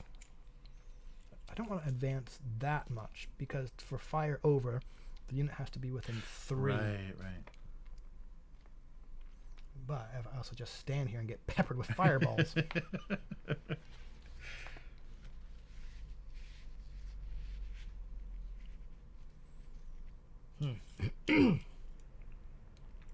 And woods, units can shoot out, but they can't shoot in. Yeah, you can't get line of sight in. Yeah. Yeah. All right. I think we're just gonna. Advance a little bit. Advances puts us in like perfect position, doesn't it?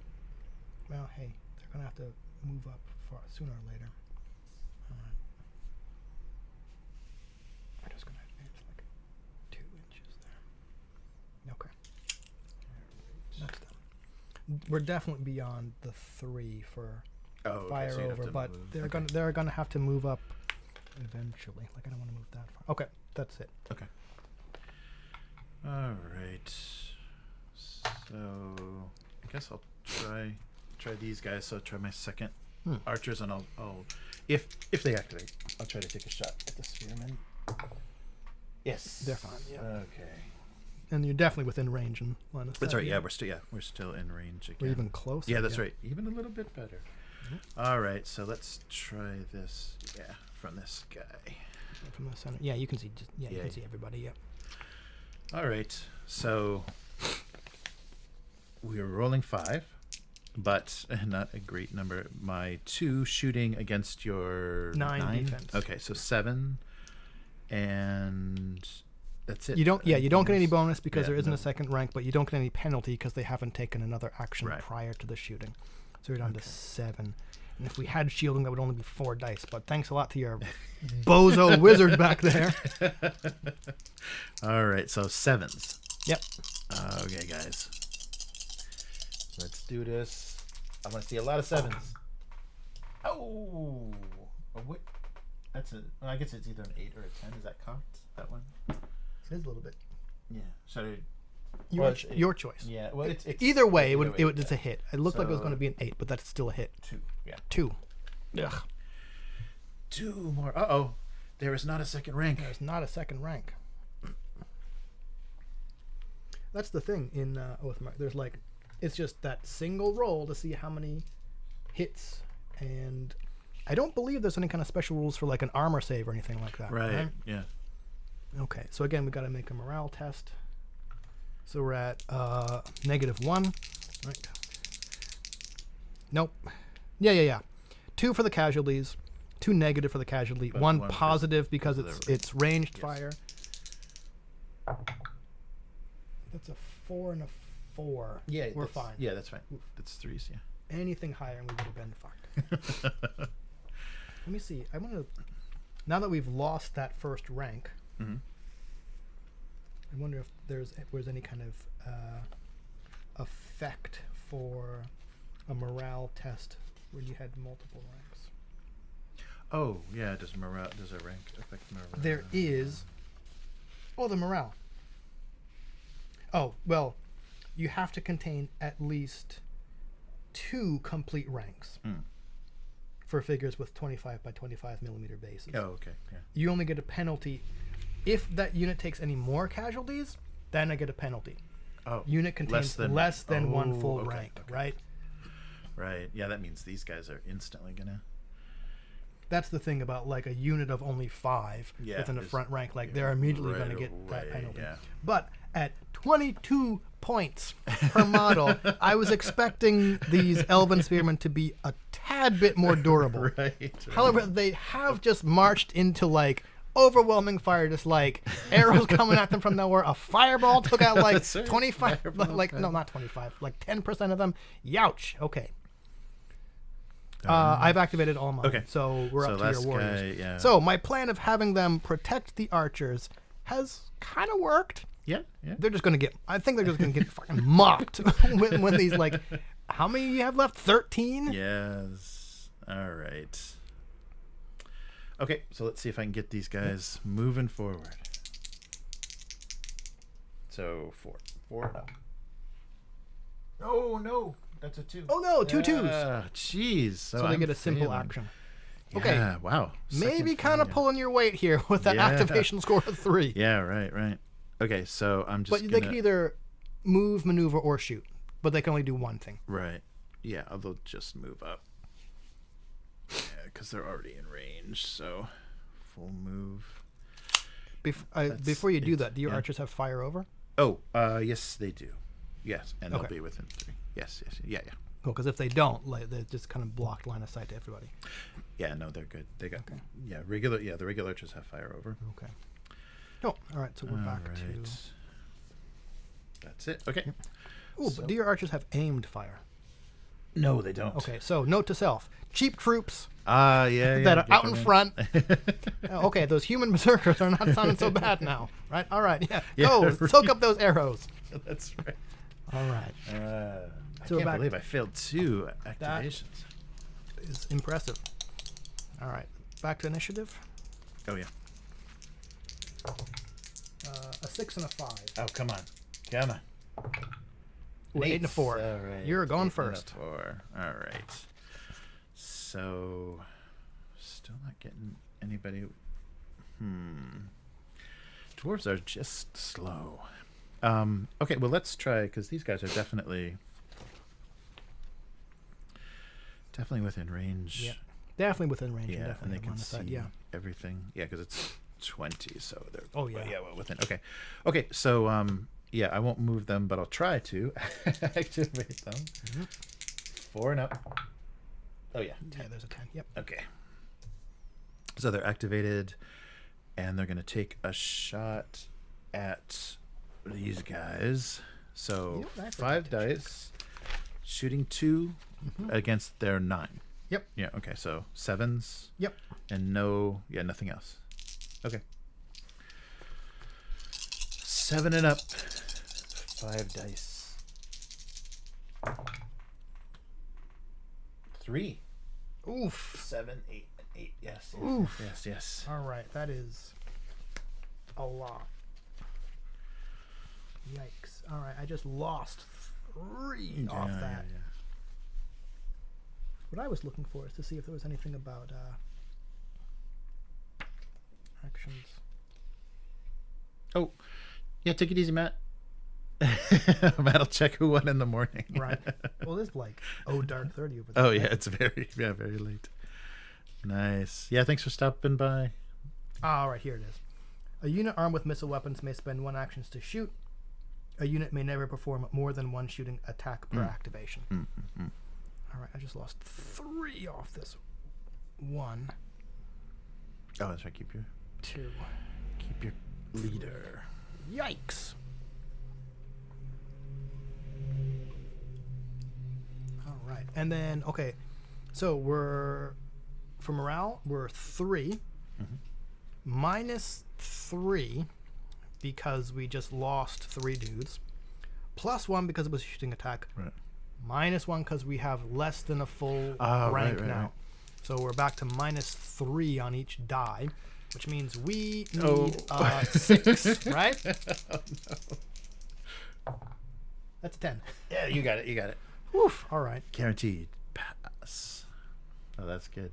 That's where you need to roll Yeah. it. Now let's see if these 2 fucking spearmen last. Oh man, this is looking real bad.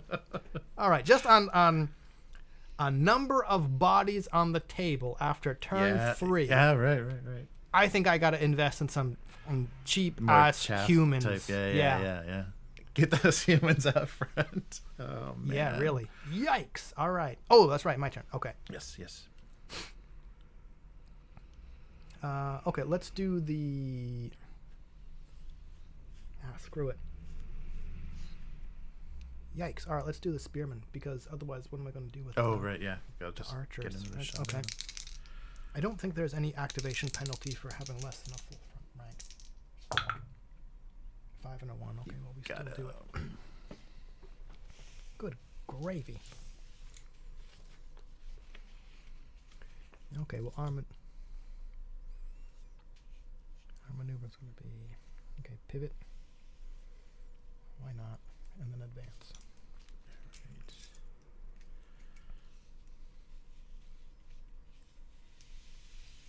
Like there. Wow.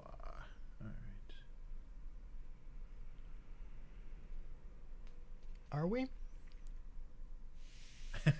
Well, the thing is, look at like now I'm tying up my fire lane Oh, because right, we're definitely beyond 3, Right. and we're not going to be able to get line of sight. So Yeah. Oh, that's right. Because this. Yeah. it was the line of sight thing I was coming. Because it's got to be, I got to be able to see at least half of whatever. Okay, like as long as I don't go.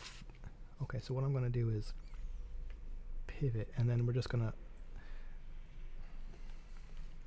Okay, now we'll move like. Move there. As long as we move like Okay. along the line to Right, not so you still obscure. get- yeah, so we still get. From our center dude, we can still see enough of the unit over there. Okay. Yeah. Then you're not shooting. Yeah. You're not firing over anymore. No. Yeah. Okay. That's it. For All there. right.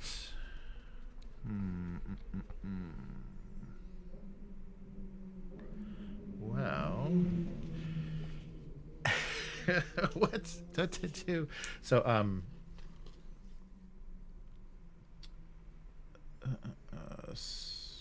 so I can't. Yeah, the only I can only target the spearmen. That's Yeah, the thing. It's got to yeah. be closest because you don't have Right. the aimed fire. So, oops. Okay. Oh, actually, but let's do the let's activate the second archers first. Wipe out that unit of spearmen. Yeah, see if I get lucky. But the Oh, sorry. Oh, Just went my dice, yeah. so try to activate second Yep. unit of archers. Yep. Yes. Oh, that's good. Don't need to keep missing those. Okay, so they're gonna fire. Oh yeah, and you can definitely see everybody. Yeah, And if and you they're if they're within the 3, then you've got the Yeah. fire over. Yeah. They're within the 3, so I'm gonna fire over the soldiers. Yep. So here's where, So sevens damn, again. Thunder is kind of a bitch. Yeah, I was hoping that was good because I knew that your armor and your defense were going to be higher. So I was trying to. And here I was kind of relying on shielding to. I had forgotten shielding would knock down a die from shooting. I was mostly thinking about like using it to toss off one of your combat dice when we got into melee. We ain't getting into melee, right? Right. Not expecting to be just fucking whittled down with dwarven bowfire here. Oh, two. Yep. Yeah, I didn't expect. And splitting them worked better than I thought. It did. Because I was worried they'd be so weak that they would just be plinking arrows off of you. That's why I didn't split my archers, because I'm like, okay, I don't want them like to be super weak. Yeah. But like, it has not mattered. Like, yeah, because you get you're lower. You're one lower for your target number, but you get to fire twice. You know, you get if you can get them in range. Yeah, you can. Fire I think I'm gonna have to use that. After this, I think I'm gonna have to use that tactic, because I was thinking, okay, I'll activate my archers. I'll activate my archer. I'm going. Okay, because I was thinking in a box you get 30, and I've assembled 20, and I was trying to figure out, okay, what's going to be the ratio between archers and spearmen for my army?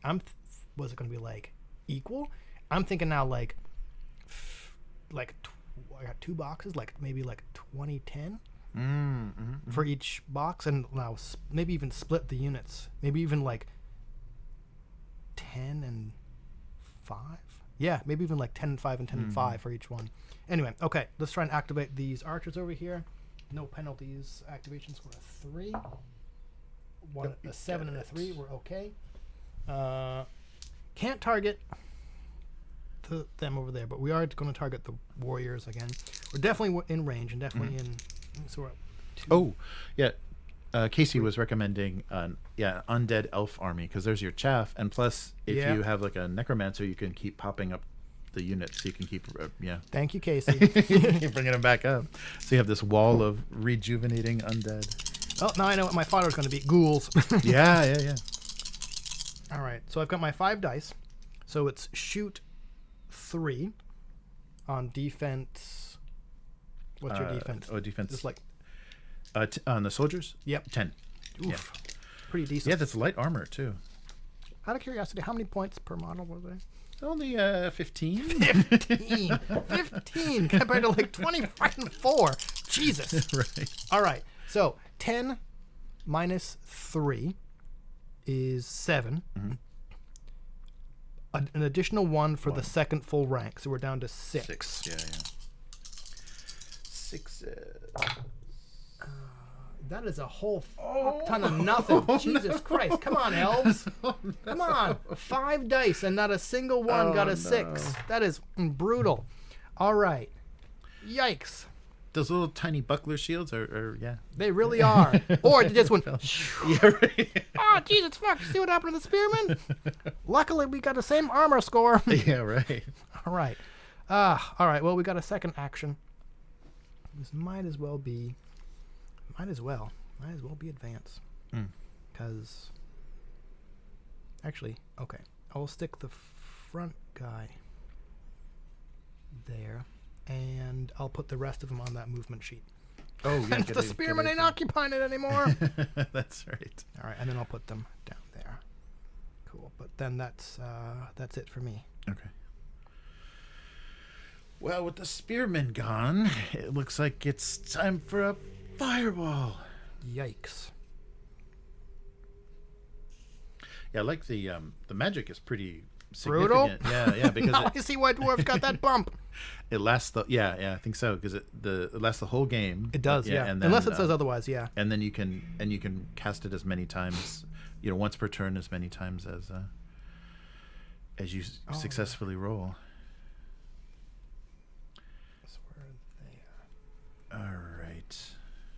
Oh, but shooting. Let's make sure though, because even if there's no range line of sight, because I'm not. But I'm pretty sure. Fire over. Yeah. Here, Oops. like yeah. Oh yeah. Okay. That gap, Yeah. you've got like everybody. Okay. Right? Yeah. Now you can got line of sight to them, and then that's the entire front. Okay. front row, so yeah, you're good. All right. So first, let's try to activate. Oh, I got a 9. Yeah, that was just activation. So yeah, he's activated, and here comes the fireball. So 3, and I'm looking for 4s. I'll double check when Chris is back, but let's roll this. Only 1. All right.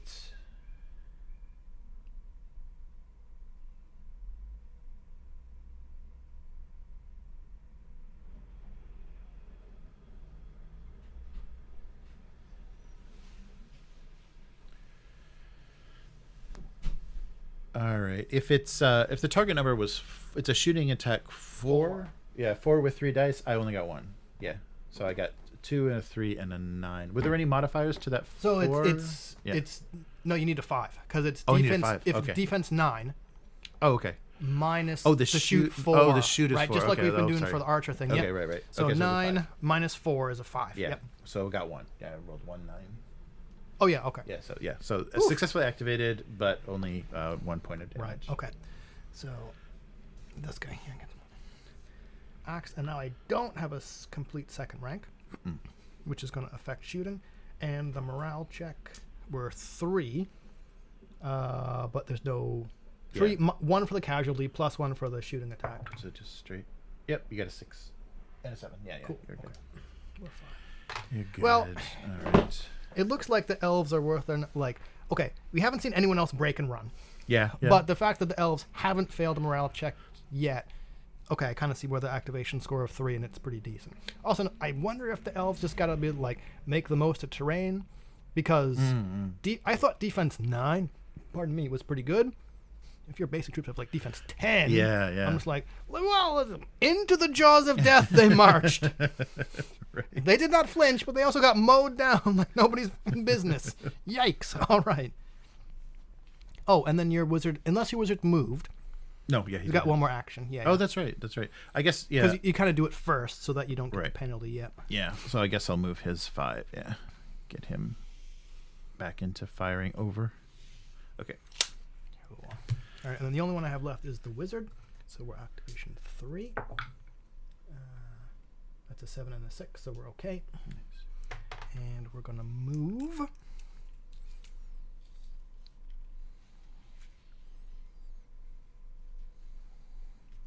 Yeah, so we're just right up behind there. And let's try and cast that true flight again. Yeah. So need 7, a single die. That's a 5. Nope. Closer that time, but no cigar. All right. That's us. All right. So all I got left is the soldiers. Still solid block of dudes. Yeah, I got come on. one more full rank. Okay. 6, Nice. so they activate and... Come on, Elves. I was planning on getting into grips with people. Yeah, right. Okay, so I will wheel from Yep. this corner this way. Yeah, he's got a slipping back. All right. And then move their 5.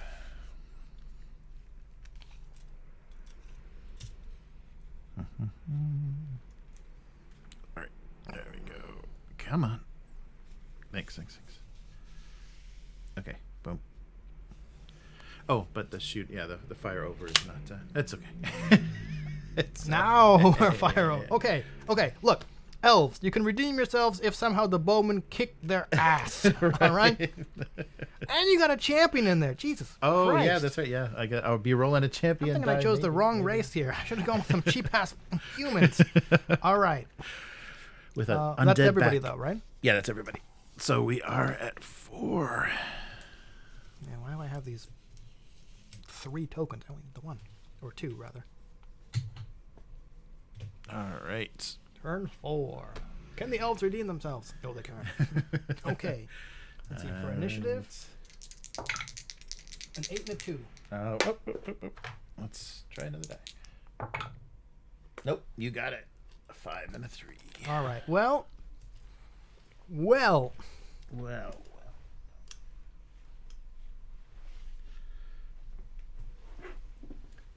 Oh, no, that's going to be bad. May I inquire what your dwarves' fight score is? Oh, yes. Soldiers are 2. All right. For reference, my archers have a fight of 1. Okay. Don't think it's going to be all that great. All right, let's see. Melee combat occurs whenever any part of a unit moves into contact with any part of an enemy unit.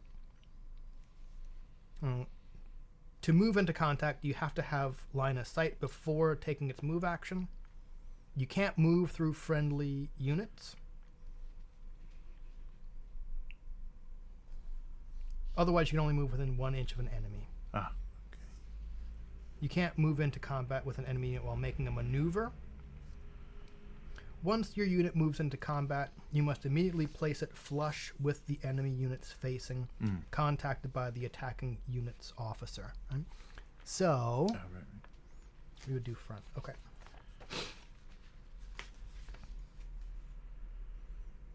All right, what I'm just wondering is, okay. Oh, yeah. Okay. It's generally better to be the attacker rather than attacked. So, you know what? It's a learning game. Let's go for broke. Let's see what happens. Oh, all right. All right, so activate the archers over here. Oops. It would help if I pointed it down. I probably just shot that into the camera. All right, so let's see. Well, we have line of sight. Oh, yeah. Oh, there's line of sight to everybody there. Okay.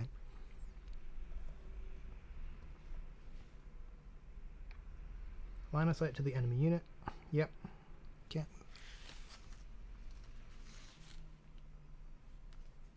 move. Okay, let's see.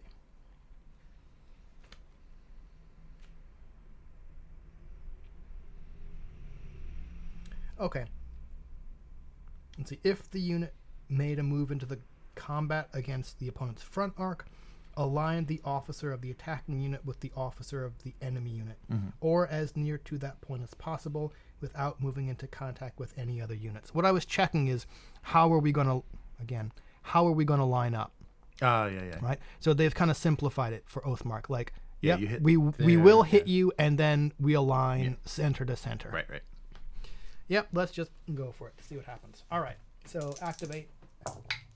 Yep. That's at least a 5. Okay. So, are we within movement range? Yeah, that's. Yeah, 6 is there. So, yeah, we're within range. So what happens is we move directly forward, contact you, and then align officer With to those officer. bows, those Yep. pointed right in our faces. All right. Well, we can't actually get within touching, but there we are. Okay. So, when all movement is complete, you immediately fight a round of combat. Once the round of combat concludes, the active unit, mine, is considered to have finished its activation, even if it has actions remaining, and your unit will have counted as activated as well. Okay. Both players roll that combat dice and attempt to inflict casualties on the opposing unit. So, first step, determine combat dice. Again, before it's the number of figures in the front rank to a maximum of 5. So we both got 5. So we're both at 5 combat dice. What was the number of turns? Sorry, we didn't in the pitch battle. What's the number of turns? Because we may, that's right. Casey just mentioned. What's the okay. So it's pitched battle. It's just the whoever takes the least casualties in Definitely not me. How many rounds? Okay, let's see. Pitched battle. None. Outcome. Oh, there's the game ends after turn 8 is complete. oh turn 8. All right. Players add up the total point value of all figures removed as casualties from their army. Okay. The army with the lowest point value of casualties is the winner. Okay. Unless I somehow mop you right here. Right, unless this is a total wipe. I've lost 244 points. Oh, wow. 10 spearmen and an archer. Well, I've lost 30 from my dwarves. Okay. No one can hear me silently crying over here. 30 to 244. That is a lot. All right. Units fighting enemy flank. No, okay. A unit involved in combat always receives at least 1 combat die, even if other factors would reduce it to 0. You have a champion in there, don't you? Yeah. Okay. So let's quick flip to the champion part. Okay, champions. Oh, characters. Commanders. Champions. When a champion is part of a unit, it takes the place of the officer. During combat, players calculate their total combat dice and target numbers the usual way. However, after they roll... Oh, wait. A unit with a champion in combat, the player always replaces one of their combat die with the champion die. So you're going to be rolling full of die, and there's your champion four die. plus Yep. one, yeah, Okay. yeah, for the one champion. If the champion die equals or beats the target number, it does +1 hit. Additionally, if the champion die result is a 10, the player who rolled it must make a choice. They can either apply all hits to the enemy as usual, or they can apply all hits generated by the champion die directly to the opposing unit's officer.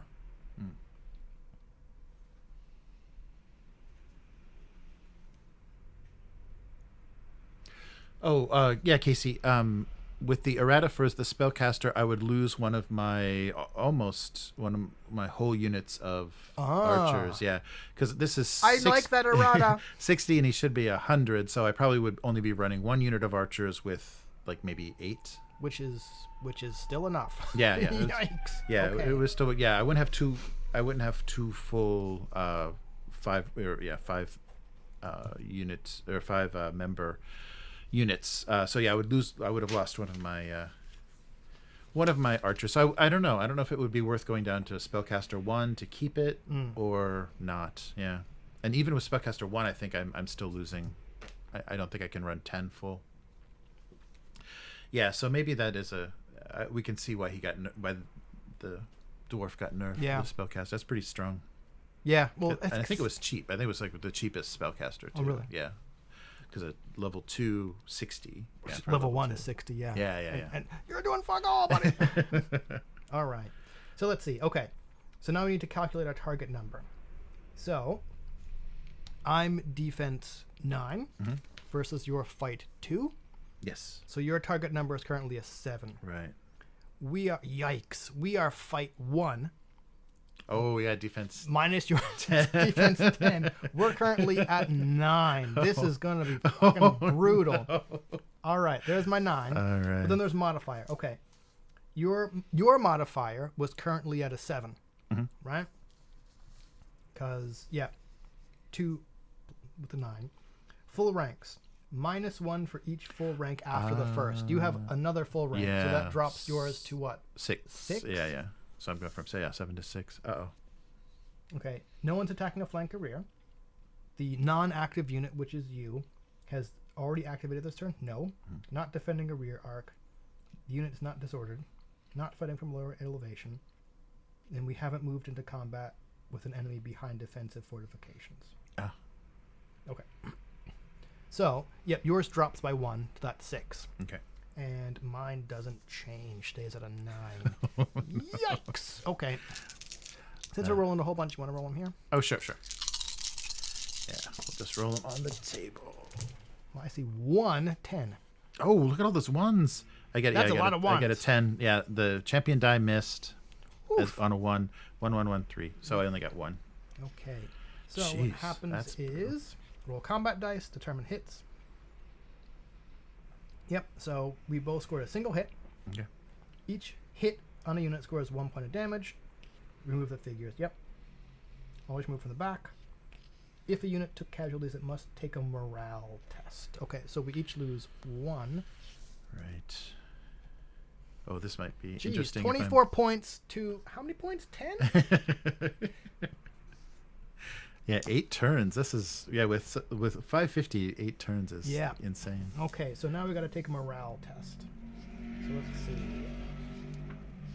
Morale test, right? Wow, that was So, terrible. It's Terrible your activation score Mhm. minus the number of casualties, so we're each at -1. Mhm. Nobody is disordered. Right. Nobody contains less than a full rank. Right.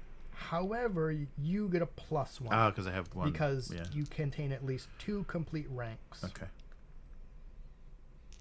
Oh, interesting. There isn't, unlike shooting, there's not an increasing benefit.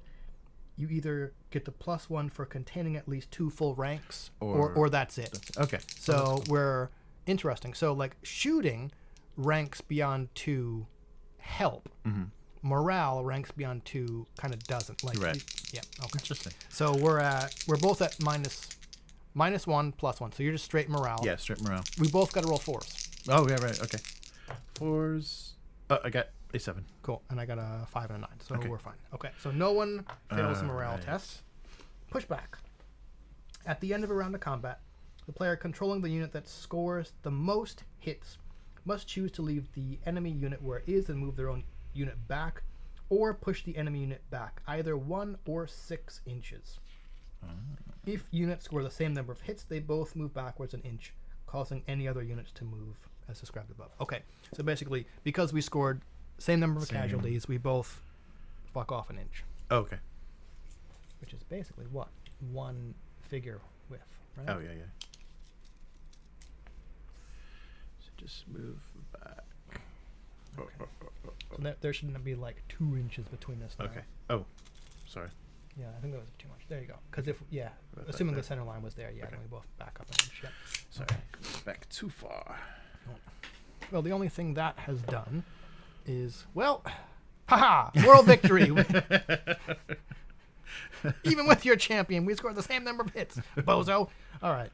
The only thing that does is kind of block line of sight.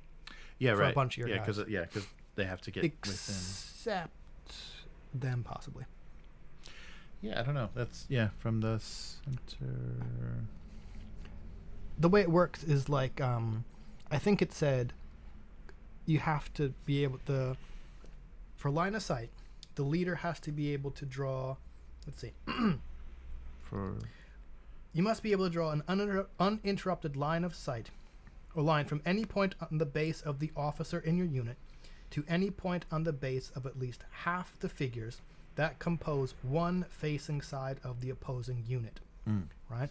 So it looks like, actually, either way, because, okay, we could argue, like, is the closest facing side this unit, meaning flank, you would yeah. have to be able to draw a line of sight to all of them, which you could, but even so, like, the Yeah, line yeah. is, like, right there, and you've got more than half of the unit. So, yep, they have line of sight. I don't think the other people do, though. But that's it. All right. Well, let me try to activate these guys. I guess I can still shoot even if I fail. Yep. I just can't do anything else. You do count as having moved for the simple action, though. Oh, right. You're fine. Oh, good. Yes. Yep, you're fine. 401. It was close. It was close. Yes. Okay. So shooting against the archer. So we haven't done this before. So archer versus archer. Yeah. All right. So shooting 2, and your defense is 9. 9. We're okay. actually we're the same as the exact same stuff. spearmen. Oh, okay. The only difference is spearmen had brace and shielding, which didn't matter. Okay. That's right. Yeah, and they didn't- and the didn't archers change. have aimed fire and fire over. Okay. So they But didn't we're all move. defense 9. So 7s. All right. Here comes a volley from out of the woods. 1. Jeez. Yeah, 1. 1 7. Yeah. Everything else is 2 4 5 3. Yeah. Oh yeah, it would have been reduced to 6 because you didn't move. Oh right. Oh okay. Still. Wait. 1. Let me make sure. Let me Yeah, make yeah, sure it's I not did- the. I didn't. It's definitely no. I'm sorry. It's definitely the penalty Yeah. if you move. Right. Yeah. I did. Yeah. I don't think it would. It doesn't affect either way if I didn't. It just doesn't go down. No, actually, interesting. Okay, the only beneficial modifier to shooting is ranks. Ah. Okay. Everything else is a penalty.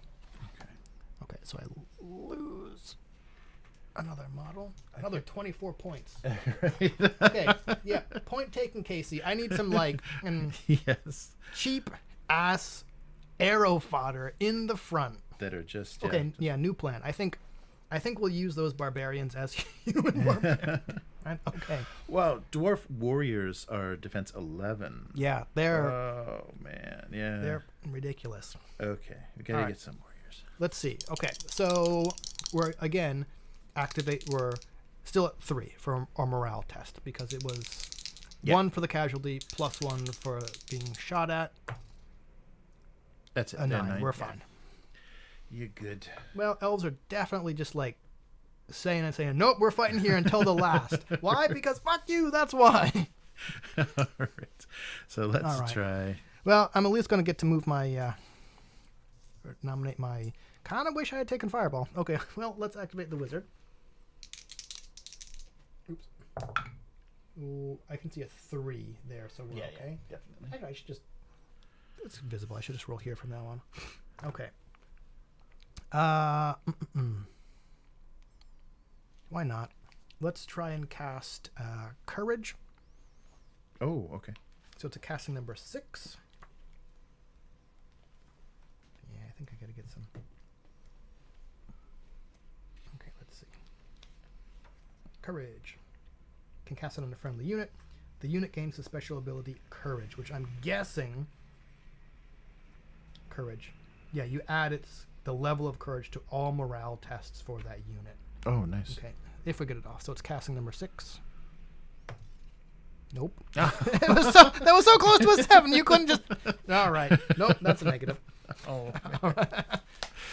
Wow. Yeah, like level 2, just like fireball. Yeah. Break your shit. Fireball, and I'm just like, poof. Yeah, spellcaster Nothing.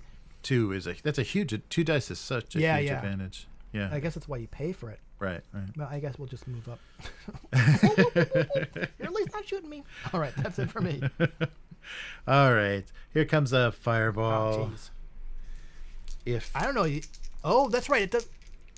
Do you need Linus? Oh, no, yeah. no. I need to, wait. Well, I need to. Yeah, I'll need to move up. I think. Yeah, I'll need to fire over. Right. Yeah, I'll need to Well, get within 3. Here's the thing. Like, Oh. okay, it's not going to affect your activation, but if it's actually okay, I think that's the difference. Mm. And we may have said this before. Like a shooting attack. Shooting attacks definitely require line of sight. Yeah. So, if you can't get within 3, I don't think you're going to have line of sight to my units. Yeah, and if I can't activate, I can't. Yeah, all I can do is move. Yeah, right. Because I couldn't fire. Oh yeah, because simple action is not. Oh wait, but I got it. You got it. Yeah. All right. So here's where, actually, a unit of 1. Like if you get, because you have to have line of sight to half. Yes. Yeah. Of whatever facing you're against. So he'll come. Yeah, here, and that'll put him within 3. Oh yeah, he can get within 3. Yeah, now you can do fire over. Yeah. Okay, and so it was a 3 dice shooting 4. Yep. Against your 9. Yep. 9. So did you successfully cast it though? Oh, I didn't know. I did not. Thank you. 7s to cast. 7s to cast. Yes, I need to 9. God. All right. And then 3 dice, right? Yep. So 3 it's dice. shoot. Yes, shoot 4 against your defense of 9. So 5s. Yikes. 3 dice. Yep. 3 dice for 5s. Yeah, shoot 4, combat dice 3. Okay. At least only 3 of them could potentially get wiped. Yeah. 1 again. Jeez. Yeah, 1 5. Again. The other one goes up like a candle. All right, and again, we're just straight 3s for morale. Mm-hmm. Yes. Yep, we're okay. And you get your other unit of archers. Yeah, and I got other archers. All right, so let's see if they can move. Yes. So, yeah, I can't fire over, so they'll have to get in range. Yeah, I guess it's, just move them straight.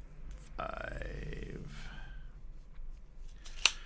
And then they can either pivot or wheel or move 2.5 again. Yeah. I think I will. Yeah, I guess I'll wheel, but I'm going. Oh, I can wheel from this corner. Yep, right? Yeah, either okay. corner. Yeah. That's right. Okay, I'll wheel like that. Okay, that's it. Cool. All right, that's it for everybody then. All Back right. to initiative. Oh. Turn 5. Only 3 remaining turns. All right, I'm going to call it a moral victory if I have anybody on the table after turn 8. This is brutal. Oh, made it. Okay. Oh, our highest is an 8. Mine 8s. Yeah. But my second's at 8. I think you have to. What's that? Nope. Okay. Yep. No, you're fine. Yep, you're fine. Yep. Sorry. It was only for something else where you can't have the. Oh, doubles. I think so. Let me make sure. You're definitely going first. Yeah. Let's see. Line of sight. Initiative. Yep. If you roll the same result on both dice, roll again. Okay. So I should roll again? Yep. Okay. 2 and a 3. Woof. You got your 8. Yeah. So doubles, yeah. Doubles rolls. Well, again. Here we go. Here we go. We're just going to go. Oh, activation. Oh, yeah. Make sure they can. 3 and an 8. They did it. Back in. Back in. All right, so we're again. Numbers haven't changed, so we're at 9 Right. to your 6. Yeah, because of the rank. Because of the rank. Yeah. Come on, champion die. Jeez. Did you hit any? 1. 2. Oh, Yeah, that's yeah, right. not- yeah, Sorry, 9 I and needed 8s. 9s. I got so close. There's an 8. I got 0 to 2. That champion die is doing nothing. Okay, so 2 hits. Okay, so we're going to lose 2. So we're going to make a morale check. Oh, and so how many did you get? We got none. Oh, and 0. We got Oh, okay, none. okay. We needed a 9 and we got an 8. We got close. Just nope. All right. Morale test. Yep. So I'm pretty sure the morale test is just yep. But we're not disordered. We don't contain less than a full rank yet. So we're just -2. -2 on each die. That drops it to a 4, and yeah, we're still fine. Yeah. But I'm pretty sure. Okay, you inflicted the most casualties.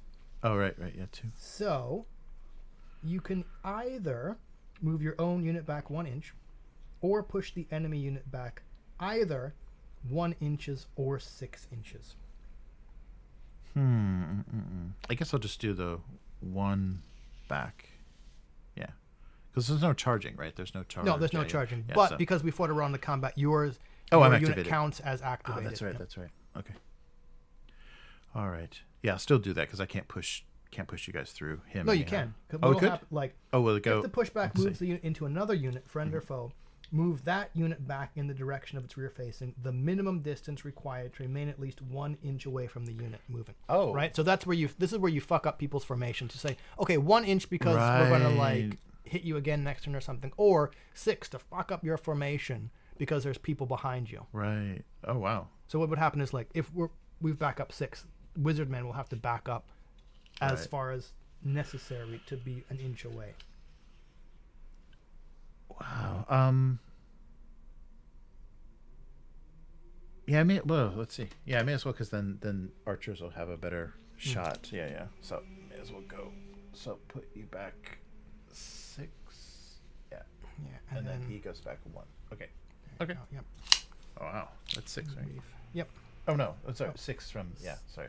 Yeah. From them, so we're like all the way back Yeah, here. I'm sorry. I was measuring from And the... then we're like there because Okay. 25 millimeters is an inch. Yeah, there. All right. Okay. That works. All right. But we're on to you. Uh-oh. Come on, spellcaster. You are just getting those fireballs off left, right, and center. I'll aren't never you? be able to do it again because I don't think I'll have a level 2 spellcaster for a while. So activate. Yes, an 8 and then 3, and then fireball. Yep. So Casting 7. No, Oof. a 5 and a 1. Yeah. Oof. All right. Well, that didn't do much. But he did successfully activate, Yep. so I could move him. So you got one more action, yeah. Yeah, I may as well move him, but they can't get within 1 inch, right? Of a. Yeah, I think of 1 inch is okay. the. Okay. I'll just move him up a little bit so I can stay. Right, I'll just stay. Yeah, close. If they move in, if I get initiative. Okay. All right, let's see if we can activate the spellcaster. Yes. Oh yeah. Let's see if we can successfully cast Courage. again. Courage. So casting number 6. Nope. Come on, that was so fucking close. So close. So. All right. I don't know what else to do with him.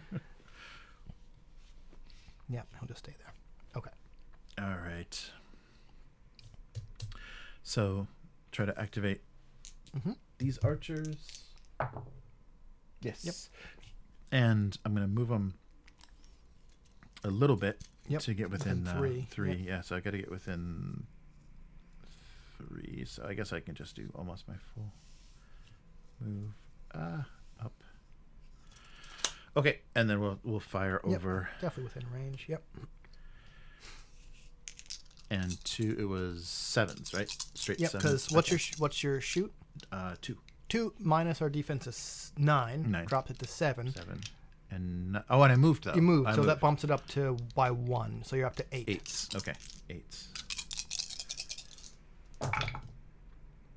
Nothing. Oof. Oh man. All right. Wow. Well, we could make it to turn 8. We could make it to turn 8. Yep. Keep shooting like well, this. you got your other archers over that's there. right. There's more archers. All right. If they don't move though, so I pushed you back, but yeah, 20. Yeah, you're definitely within range. Yeah, and you still can see it. Okay. Can they activate? Yes, they can. And then same. They didn't move, so 7. Down to 7s. Yeah, 7s instead of 8s. 7s. 1. Yeah, there's a 9. All right, so we lose Jeez. this guy. And again, morale check is the straight 3. We're okay. Yeah. Ooh, barely, but we're okay. All right, that's it. Yep. Okay. All right. Turn 6. Come on, 2 turns. 2 turns. Y'all can make it. If you lose, even if you lose 2 figures a turn, 2 times a turn, we can make it a turn 8. All right. Oh, you 8 got and a a 10. 10. Yeah, I got a 1 and a 9. Oh, wow. Nice. All right. We'll activate. Now we'll activate the archers. So again, activation score of 3. 7 and a 9. We're Yes. fine. We're going to shoot at the dwarf warriors right in front of us. Soldiers, yeah. Yeah, the dwarf soldiers. That's Okay. right. Because warriors and soldiers are kind of the base level troop that comes with the city. Yes. And I think warriors for most of the races are a little bit better. Right. Okay.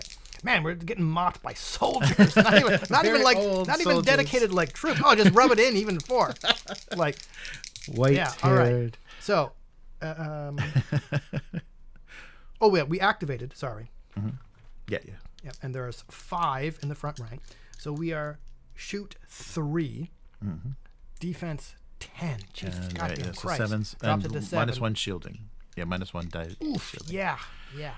That shielding would have been so useful. Yeah, and we don't get any. Awesome. We don't get any bonuses because we don't have a second complete rank. Right. Well, there's a 10. 1. All right. And so I got to do. I think you're 4s. Oh, straight. Yes. Straight 4 because I got rank. Because, yeah, lost 1. Oh. Sorry. Yeah, I'll make sure. I'm pretty sure. Oh, you're right. I think you're right. That's right. 2 Morale's complete 50. ranks. Yeah, plus 1. So Yep. yes. If I do 1, oh no. Yeah, you did. God. Yeah, 2 more. 2 2 more. more. 2 more. All right. So Just a straight activation. 1 for the casualty. No, you're actually at +1 because it was you suffered 1 casualty. Yeah, right. It was from a shooting attack. Yeah. And you have an extra rank, so you're at a +1. So you add 1 to your die. All right. So 5. Yeah, 5. Still made it. 3. Yeah. Yep, they're fine. Okay. Oh, you're up to 60 points. Yeah. Jesus Christ, that's like still less than 3 of my dudes. Right. 3 of my dude. Jeez. All right. So what's going on? So actually, but with these guys pushing back, 6 is can't get yeah. there. I'm out of range. Yeah, I'm out of range. That's So fine. I'm We've gonna- been peppering you with arrows. We'll continue to do it. This is just goddamn embarrassing. You are losing to bowfire. Elves are losing to bowfire. All right. So I'll try to activate these guys, and I guess they'll still. Oh yeah, 5s. Yep. So yeah, they'll shoot Yep. fire over at the elves. So 5 in the rank and 7s, right? Yep, It's they're just- 7s yes. because shoot 2 from off of nothing. Yep. 1. Oh no, 2. There's a 10. Oof. All right. All right. Well, that's all you can lose for this turn. All you can lose for this turn because we've got to make it to turn 8. That's right. Yikes. All right. And then our morale check, we're at -1 to the die. Oh yeah. 'Cause Nope. of the I think rank. we might be more because we have less than a full rank Less, now. yeah, less than a rank. All right. But it Number of was- casualties suffered, it's 2. Unit contains less than a full rank. We're at -3. Oh. Morale test is due to a shooting attack. We're back up to -2. Mm. So 2 off of each die, and we got to get a 3. Oh yeah. Poof, 4. Yep, we're still okay. All right. So those guys are gone. Okay, it's your magic. All right, well, let's see if we can activate the spellcaster. Yes. Let's see if for once in our life we can cast Courage. Yes. Oh, All right, courage! Courage. Yay! We have now successfully cast Courage Nice. 1 upon these 3 remaining Oh, people. nice. All right, whatever. Can you stack it? Can you, if you're successful? I don't think so. It's just a +1. It's unlike shielding. You can cast it on someone who already has courage. Oh, and okay, It bumps okay. up their thing by 1. Oh wow, you could get some unbreakable halflings then. Oh, jeez. If you elves and dwarves. Let's see. Yeah, courage. Oh, could you target the caster? Yeah, I can't. I don't have the ability that allows me to shoot. I have to shoot at the nearest unit. Yeah, Casey was asking if I can target the caster. Eventually, I can. That unit, like these 3 dudes are also blocking Right. line of sight. Yeah, they block line of sight, and I have to shoot at the nearest unit to me unless I have that ability, which is aimed fire. What is Yeah, it? aimed fire allows you to Okay. ignore the closest. I don't think. Actually, Oh, I think they might be able might. to. I think okay. I'm gonna say yes because you're hitting some of the base. Oh, Right? okay. Like it's only when you're doing the unit you have to draw line Yeah, of sight that's to right. half, But but you can if yeah, it's a single and model, any yeah, point on the base. you go. Wow. Well, move this. If you move this die over, a little. yeah, that's pretty cheap. Actually, like they actually, now that we've moved that unit as well, like they have line of sight. Yeah, like because I can. Yeah, Yep. that's right. Because it's any point on the base. Yep, any point on the base. No, yeah, you're right, Casey. I could have targeted. Yeah. No. Now you can because I Okay. removed the. Oh, I'm right, pretty sure right, that right. That's one right. dude there, Yeah, like that one dude he there, was blocked it. kind That's of right. blocking line of sight. But That's right. now you have line of sight too. Yeah. So those guys have line of sight. Yeah. They didn't at the time. But yeah, Oh, you can. but that was the activation of my. Oh, could Chris target the dwarf caster at the start? Oh, they did. They have aimed fire. Yeah, right? yeah. So you could. Yeah. I could have targeted him. I figured the dwarf warriors. Yeah. I wanted to try and take out.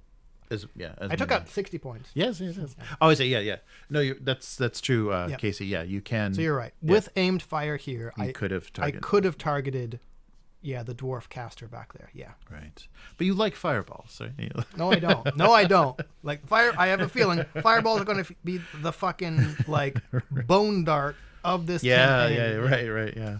Yeah. I'm surprised you got it off as many times. That's Well, like crazy. casting, rolling 2 dice, like great. Like I'm not a math Yeah. person, but like 2 dice greatly increases Right. your chances. Of Yeah, I was getting looking at the probability. Yeah, 2 dice. So spellcaster and spellcaster 3 can get almost any spell.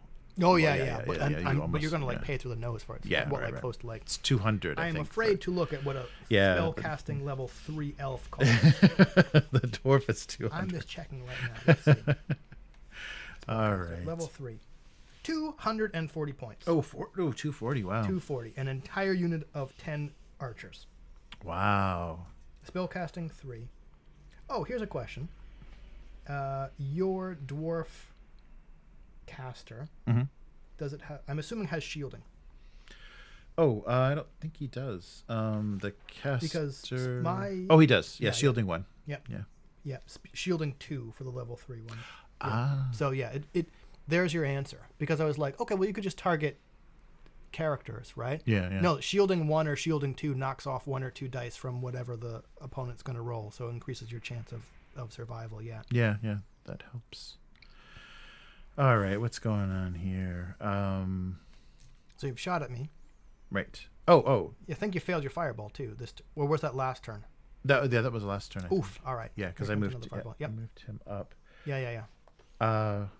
Right. So yeah, because you went first. I shot got at the initiative. dwarves, yeah, Shot. and then you these shot. guys shot, and then okay. That's right. Courage. Yeah. All right. So wow, I can't get. And I guess those guys will shoot. And you can target either Yeah. either minions on the board. Yeah. Well, let's try the cast. Oh. Wait, No, wait, they can't because they don't have aimed fire. Oh, right. Yep. These would be They the must closest. target They the would be the closest, closest. yeah. Yeah, Yep. you can. I can't. Okay. Yep. Okay. Well, let's try to activate these guys anyhow. More archer on archer action. Yep.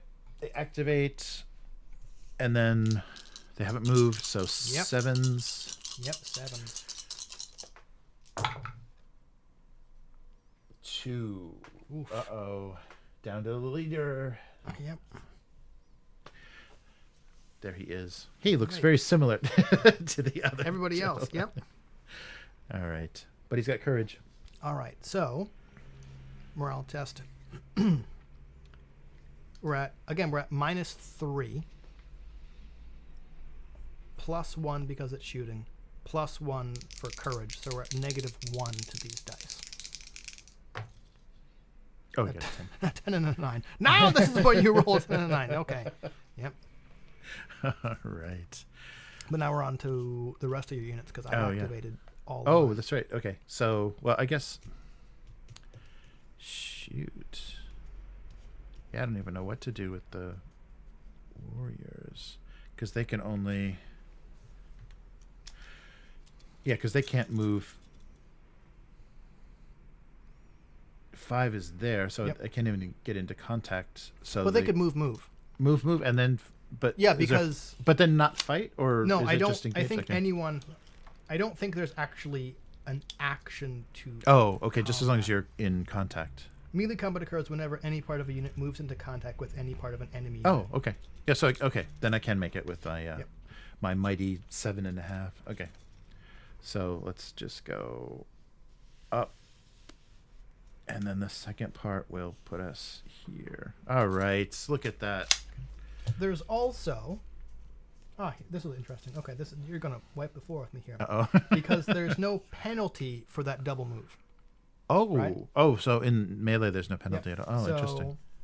Okay, combat Wow. dice. I roll 1 Oh, to your. This is just embarrassing. I roll 1 right. to your 5, including the champion die. Right. Right. So now Yes, we yes, calculate the target number. Fight 1 Mhm. subtracted from defense of 10 is a disgusting 9. Oh. Like it's hit yeah, on yeah, nines. yeah. Okay. Your fight 2 Mhm. against our defense of 9, so you're at 7. 7. That drops to 6 because you have a full rank Rank. after the first. Mhm. That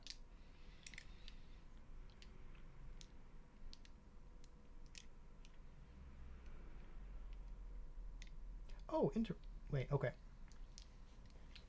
What I was looking at, non-active unit has already activated this turn, Oh, right. but it's a +1. Oh, interesting. Okay. Okay. So that modifier to target number. Oh, yeah, right. So that makes it a 10 because they already had an activation. Okay, so we were at 7, Mm-hmm. dropped to 6 for your full rank. Right. Looks like it goes back up to 7 because you're the active, Mm-hmm. we're the non-active. Mhm. Non-active unit has already activated this turn. It's +1. Oh, okay. So that's okay. why I was looking at. First, I thought it helped you even more. But I guess because we move, yeah. that's a bit bizarre. Okay, so then you're back up to 7, right? Yes. Not disordered. Not fighting for motivation. Yep, okay. So we're at 9 to 7. Mm. So 4 ranks. Yeah, you're right. Yeah, that's interesting. I would if have you've already assumed activated. it was the opposite. Yeah, it seems like that would be. I guess what that does is encourage the attacker to hit a unit before it That activates. hasn't done anything. Right. Yeah, that makes sense. Interesting. It's a +1. All right, so we're still at 9 to 7. 7. All right. I just roll a straight up 1. Oh, I got it. Ooh, The that's a lot of champion. 10s. Oh no, they all hit. That's right. Oh, they all hit. That's just But the yikes. champion die finally hits. So I do 6 damage. No, I think it's only 5. The champion die adds 1 if I succeed with the champion die. Oh, really? Yeah, it's just +1 hit. So that's 6 hits. Yeah. Equals or beat the target number. Does +1 hit? Yeah. Yeah. +1. That's the first time the champion die was Thus, successful. if the champion die would score 1 hit as a normal combat die, it instead scores 2 hits. Yep. So there's your reason for including a champion. Champion always does 2 hits. Yeah. It's either 0 or 2. 2. Right. Yeah, Yikes. always gives you the bonus. All Good job right. casting courage. And they just get wiped. A courageous. Well, there was 1 left. What were you expecting? All right, so I think we're going to parlay with your spellcaster. Yeah, sure. All right. And call it. Yeah, I can't imagine though going all 8 turns. I guess if we were both hiding in woods and there was a lot or of, if you have like a lot of people. right. Like, The larger, that's we just had too few. But it is a learning game, so we did learn. Yeah, but that is really interesting. You know what I learned? Elves are expensive as fuck and crumple like tinfoil. Yeah. I thought, well, Sunder, I think, made a huge difference for me because I think I would have been missing so much with my archers. Well, not necessarily missing, but like knocking a die off of the roll. Yeah. With shielding, that is doing is a decent ability. Hits. Yeah. Yeah, surprising. Okay, so this can never happen again because the errata. Enjoy it while you had it. Yes. Yeah. So. Okay, I think I have to take a picture of the final result of that. Oh yeah, that's just ridiculous. So turn 6, we made it to.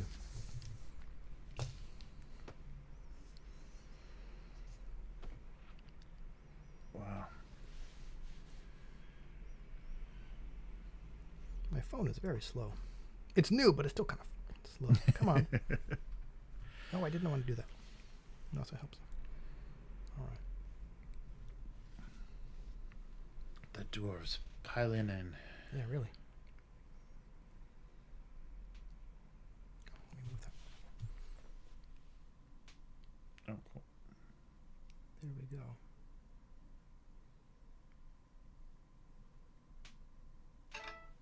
So if I can make it.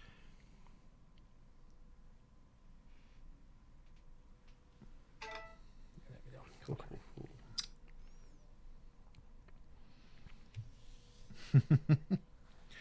What do your archer eyes see? A Nice. lone wizard going, whoa, whoa, whoa, whoa, whoa, Guys, whoa, guys. okay, whoa, hey, come on. All right, enough there. Nice. Yeah, you know what? After that, okay, I think I'm going to have to look in the book because I don't think I want to spend 30 points per line breaker for an elf line breaker. Yeah, I mean, that's a lot. it's a lot. They have, like, their armor is better. Mm-hmm. I think their defense 10. Let's just check real quick. Oh, sorry. I've got the book over here. Okay, let's see. Yeah, elf line breaker, defense 10.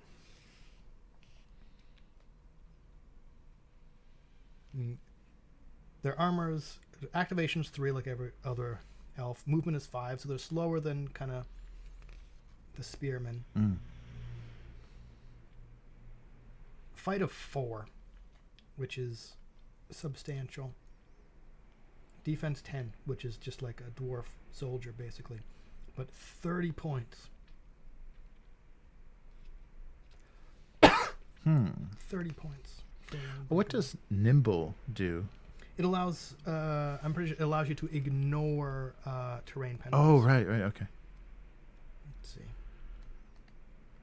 Yeah, because the border guard are only 17 points, and they have aimed fire and nimble, but they don't have shoot over, but they have aimed fire and nimble. So as far as archers, that might be worth it to take a. Oh yeah, nimble. A unit containing a figure with the ability never suffer movement penalties for moving through rough ground. Nice.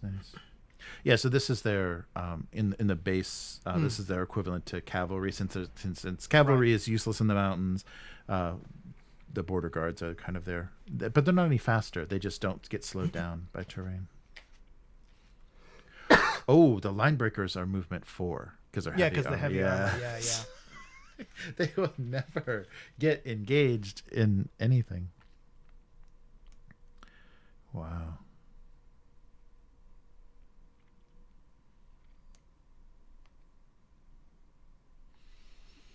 Yeah, but that defense 11 is pretty good. No shielding, but defense 11. Okay, shielding was pretty good. Mm-hmm. But like, yeah, defense 11.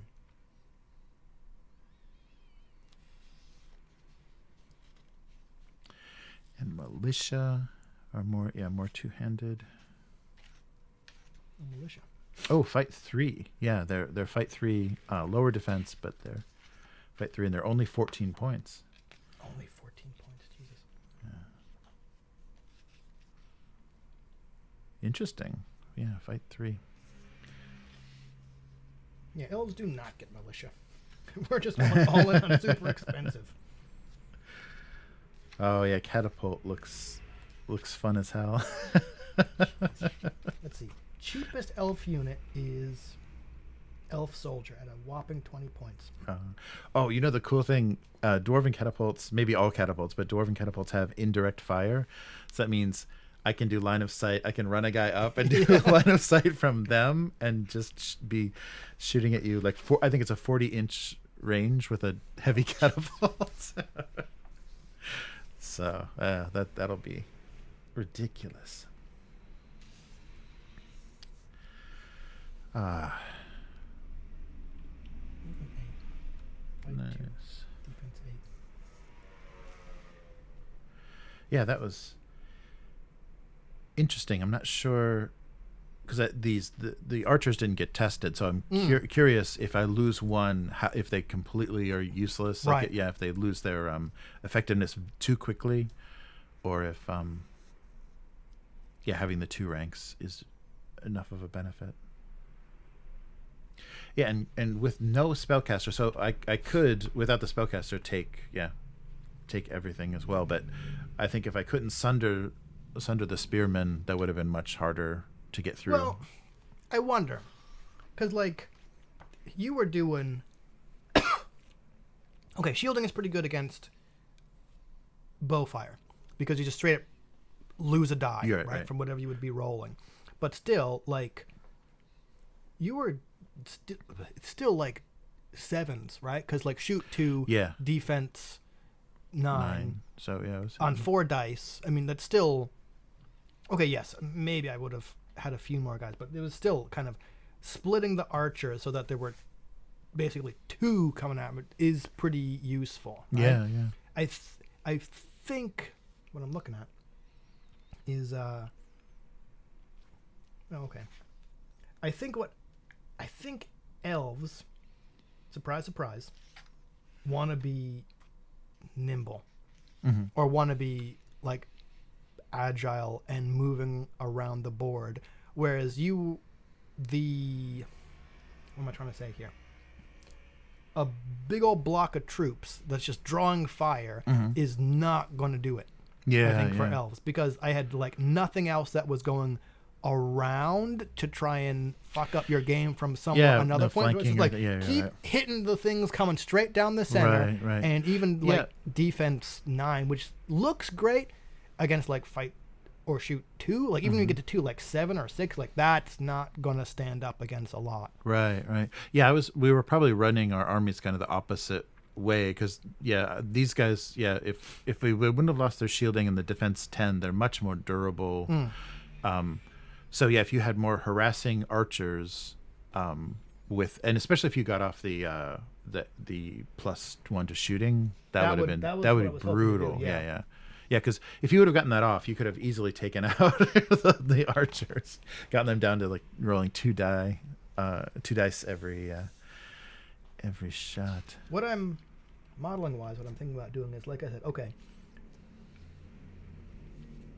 line breakers don't seem that appealing to me anymore. Because prior to playing the game, I'm like, oh yeah, and line breakers have some big heavy hitting. No, I don't think that's going to do it because they ain't going. Okay, elf line breakers have a defense of 10, which is okay. Movement of 5. So they're slower, better armored than the spearmen. Don't have shielding. So it's going to take them a while to get there. And I'm just like, that's not really that appealing anymore. Yeah. I was really worried that you would be able to completely wipe out with your archers, completely wipe out before I ever got even anywhere That was near the your plan. spearmen. I looked at on paper. I looked at elves and said, "Whoa, okay, 22-inch range compared to compared to everybody else. I'll be able to hit you from farther away. Cool. Let's load up on bows." And I'm just like, not.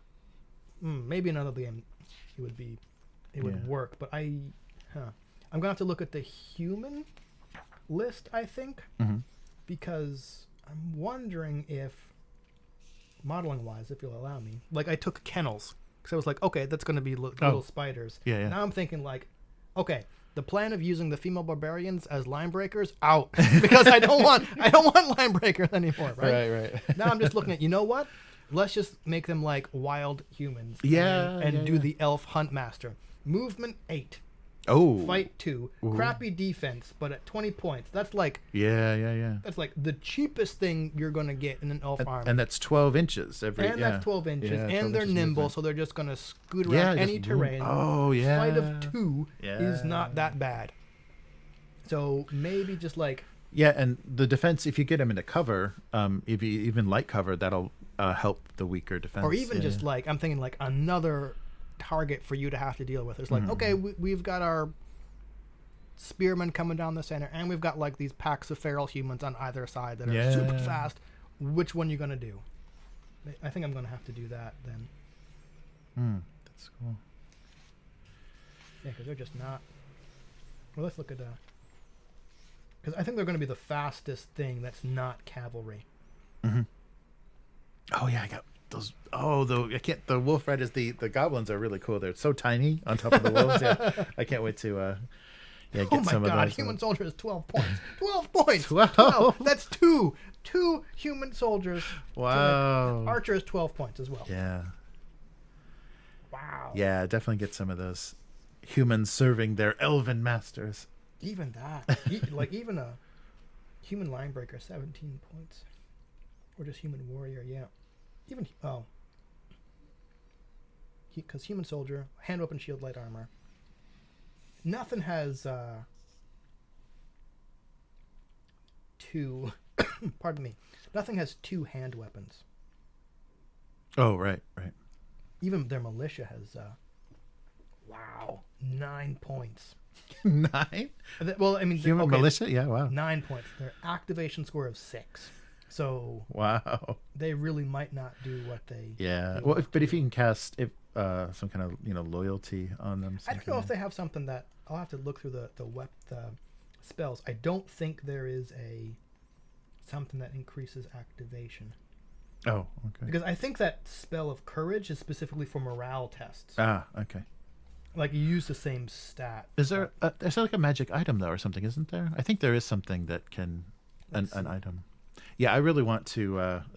Once we've got enough points to work with, the teleportation cloak where you're jumping 12. Yeah, you're jumping 12 inches around the board. Cloak. Yeah, what is it? Like trans. Banner of courage. No, that gives him courage. Yeah. Boots of striding. Nimble. Regeneration. Oh yeah. Cloak of discorporation. Yeah. 100 points. It's 100 points. Figure that where's this cloak gains a special ability, discorporate. And let's see, discorporate gives you. Yeah, 12. Yeah, just 12-inch jump basically. Like you can just like any point on the board. The unit may teleport to any other point on the table within 12 inches. Yes. Instead of taking any other actions during the activation. You can't be closer to 2 inches to an enemy unit. But you can be placed facing any direction. Yeah, that could be very harassing. Depending. Brace. I still want to see what... Okay. Waves of fodder. Because spearmen, the elven spearmen have brace. Which... Okay, the special ability charge... There isn't a charge move. There's just the move into combat. Right. And there's no kind of bonus for charging. Other than, Unless you have the charge ability. Right. Oh, like the oh, charge oh, ability, okay. and it comes in levels, gives you a bonus equal to the level for hitting the enemy first. And I'm pretty sure Goblin Wolf Riders have like charge 1 or 2. Yeah, right. Brace specifically counteracts charge, right? So that's why I kind of wanted to see, okay, we've got Brace. I wanted to see that in action. Nope, they all just fucked off, right? Yeah. Anyway. Right. Oh, that's really cool. And that it's only certain units then, that there isn't just a generic, charge maneuver. Yeah, so the only advantage you get without charge, the advantage you get is they don't get an activation, but you are fighting them. Yeah. And like fighting specifically says like the target unit's not going to get an action as well, right? Let's see. Yep. Action, shoot, combat. Yeah, but I think I don't think the goblins had insane movement though, even on the wolves. And their let me double check. Their activation is pretty. That's high, pretty difficult too. That's the thing. Like, okay, like dwarves' activation score of 4 is not that far off the elves' activation score of 3, which I think is like the strength of the elves. And to their credit, they didn't break. Yeah, they're just like, nothing. Nope. Oh, it's gonna go like this, is it? All right. Well, fuck you. We're the last fucking dude. Once you get activation scores of like 5 or 6, I wonder if that starts really messing up your plans because you're like, well, come on, guys, you're not doing what I want. Right. Yeah. And that makes because that means for a whole turn they just get a single move. They just get a single action. Yeah. And design wise, I still like that, right? Because when we were playing War Master, like as much as I liked War Master and as much as I liked the unreliable activation and having to kind of plan out, okay, which is the most important activation first, because as soon as I fail one check, I don't get any more. Let's figure out where we're going to go first. That second game we played, it felt like first activation roll for me was fail turn after turn after turn, and I'm like, and I'm just sitting here doing nothing, right? And you got the steady tide, and even with the undead, with them never being able to do initiative moves because they're mindless. I'm just like, I'm just sitting here doing nothing. That sucks, right? So like, not unplanned, but unreliable activation is fun. Until it bites you in the ass, turn after turn after turn, right? Right, because you're not playing. Yeah, you're not. You're not playing. You're just sitting here while your opponent moves stuff, right? Right. So, I like how in Oathmark, even if you fail an activation roll, your unit is still going to do something that you choose to have it do. It's not going to be super effective. Like you're going to get one move, one maneuver, or shoot at a penalty. You're at least going to do something. I don't think you can move into. Maybe I'm wrong, but I don't think you can move into. Yes. You can move provided provided the move does not take the unit into contact with an enemy unit. So you can't fight on a simple action, but you can do a lot of other stuff. So it takes the sting out of failing that roll. It's like, okay, they're still not great, but I'm doing something. Right? So this is really strange. So goblin slaves, there's a slinger, and a slinger has a ranged attack, but both the fight and the shoot are 0. So I just I'm going against your full defense. Whoa. I have a ranged weapon, but it's just like, I guess it's like the save for orcs, like you're rolling like 7s. Just Whoa, all right. Well, here's where like pardon me, here's where multiple ranks are actually going to help. Right. And they're only 6 points each. Oh my god. Why did I choose the most expensive? Okay, anyone who's getting into Oathmark on this, don't do elves. Like, don't do elves. They look cool. They're expensive as fuck. Yeah. And geez, like that's that. Okay, that is literally 4 goblin slingers to a single elf archer. Yeah. 4. Yeah, so like, because even if that's imagine that, like you would have a full rank, like that's 3 full ranks. So even if there's 0, it's 0 1, 2, 3, right? Like you've increased it up to 3. Right, yeah. Even at 0, if you got Even a at big block 0, of if them. you've got like 4 full ranks of them, defense 9 plus 3, that drops it down to a 6, right? Yeah, like that's as good as basically anyone else shooting. Wow. Of course, what's the morale? Like as soon as they take a 7. couple hits, they're Yeah, just they're like, nope, we're gone. Yeah, their activation is 7. So yeah, you can probably scatter. Yes, you'll have a big block, but you could scatter them pretty easily. Yeah. Interesting. Yeah. Okay. Oh, it's not bad. The Wolf Riders are movement 8, so that's, that's 12. decent. Yeah, that's 12. Okay, so with your permission, Mm-hmm. I'm going to use that Hunt Master as those wild feral humans. Oh yeah. All right. No, that'd be good. Cool. So here it is. Record the results, right? Mm-hmm. After the battle, whoever wins must make a choice based on the battle type you fought. Some battle types allow you to select a new territory to add to your kingdom. Others allow you to occupy a territory in your enemy's kingdom. To do this, the winning player simply nominates a legal territory in their opponent's kingdom. The other player must make a note on their kingdom sheet that this territory is now occupied, as this could affect their army in future games. Finally, some battles allow you to free one of your territories from occupation. To do this, the player simply erases the occupation note on a territory of their choice. If you have no occupied territories when given the option to free a territory, you may instead select a new territory to add to an open Region 5 space in your kingdom. If all your Region 5 spaces in your kingdom are filled, you receive no additional bonuses from the victory. Oh, I see. Okay. If your capital city is occupied at the end of the campaign turn, your kingdom falls and you lose the campaign. I'm coming for you. Okay, so let's see. There it is. That was on page 157. Okay. So you've got dwarves in your iron mine. I do. Right? So yeah, that was Border Strike. Any territory in the opponent's kingdom that has an open border. If the attacker wins the battle, their army occupies the territory they attacked, right? So yes, my iron mines currently are occupied. And I wonder,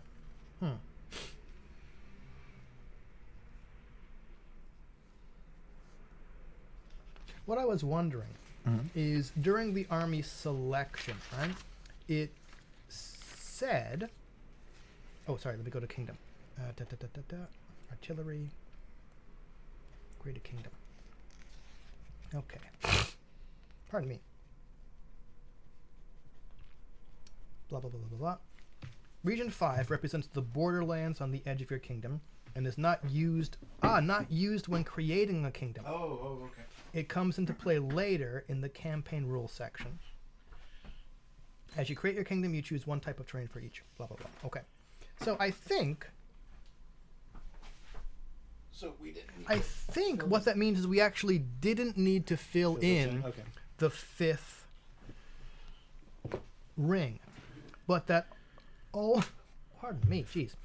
that also means you would choose a different territory to invade. Right.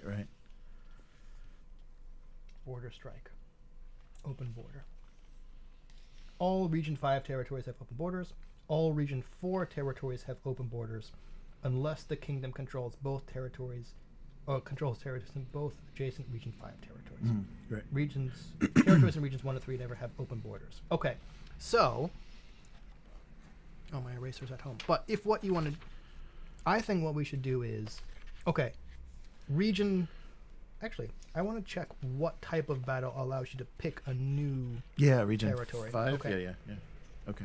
So let's see. Select the scenario.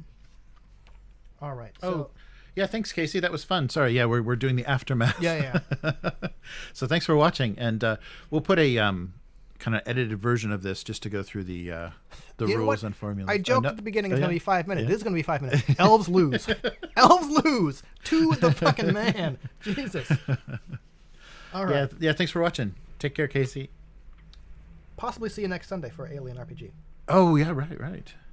Which hopefully will run a lot better than this. Okay, so let's see. Deep Strike allows you to. So I'm running through the battle types. Deep Strike allows you to attack any territory except the capital.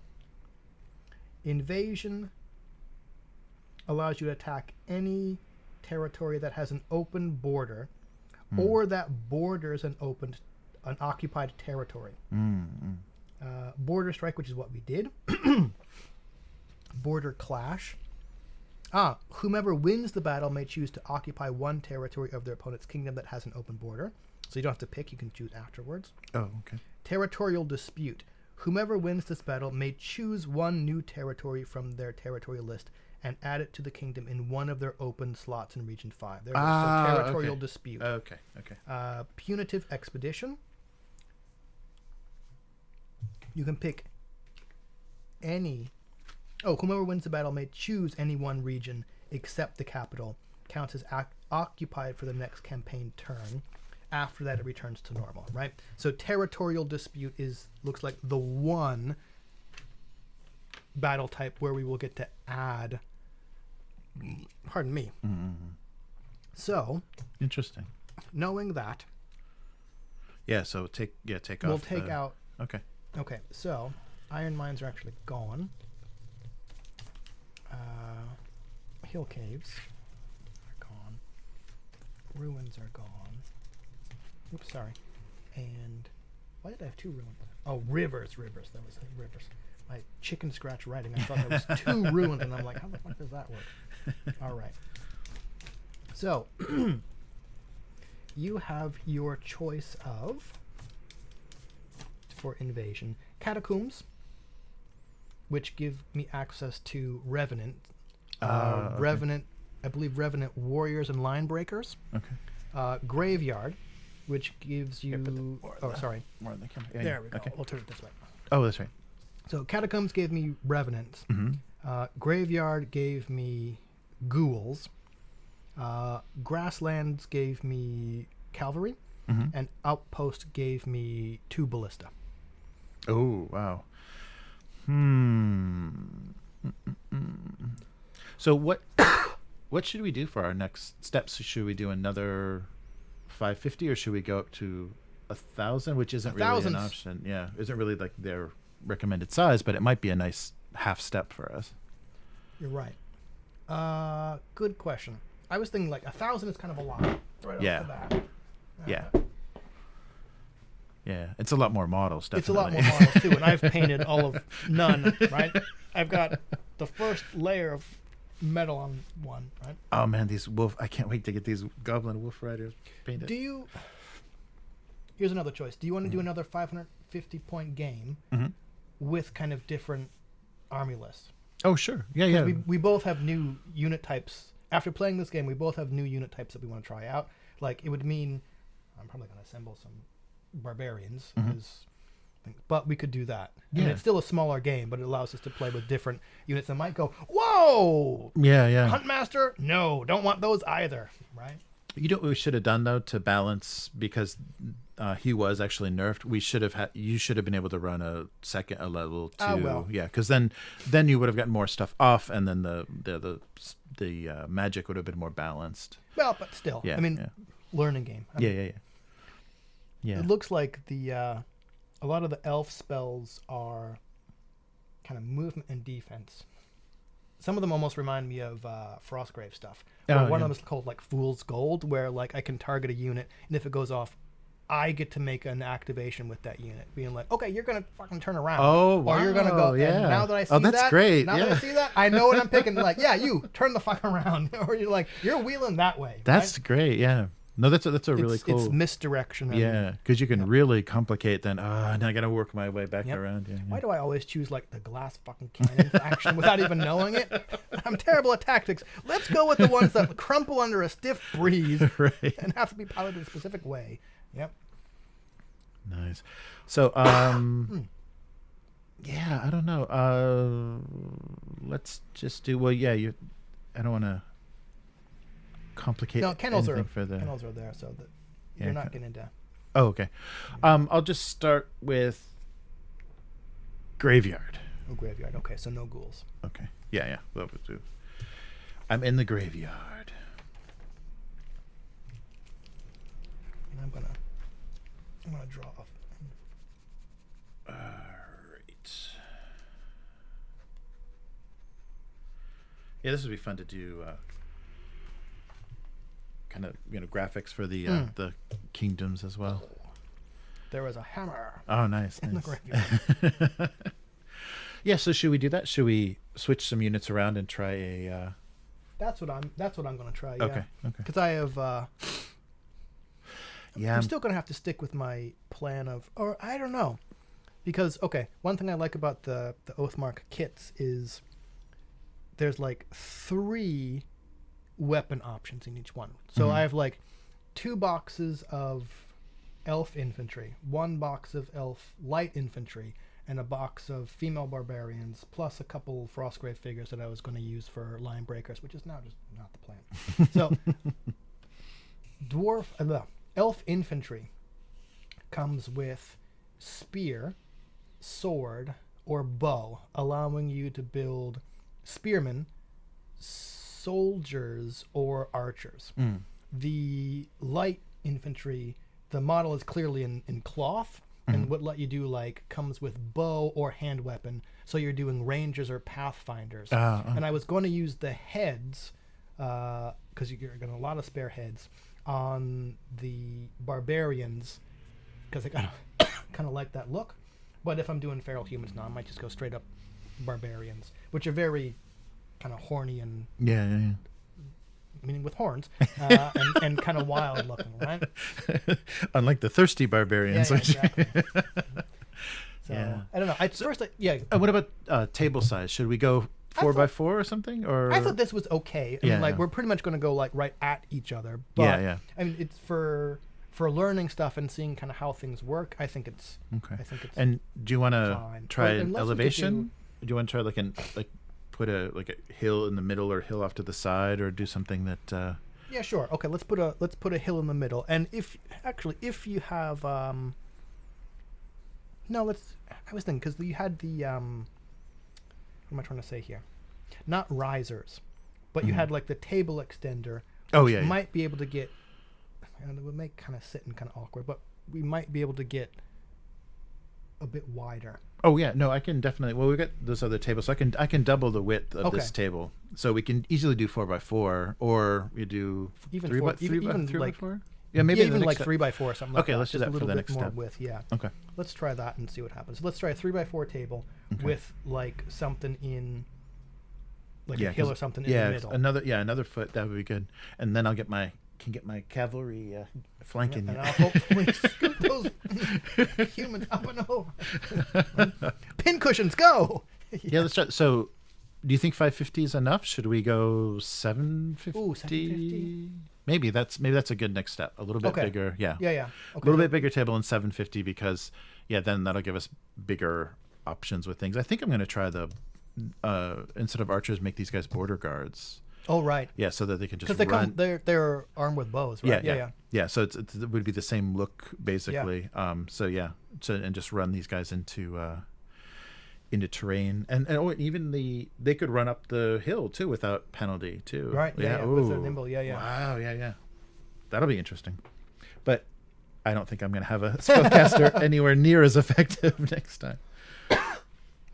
That'll be a big difference too. Yeah. Well, I don't know. 750 maybe I can squeeze him in, but yeah, it's going to be tight. Definitely level 1. And do we want to? I mean, maybe not yet. Maybe that'll be like a 3rd or 4th battle. But look into the character that has kind of the what was the second expansion? Command. Yeah, the command. No. That's so we got in this one. You got the characters are spellcasters, commanders, and champions.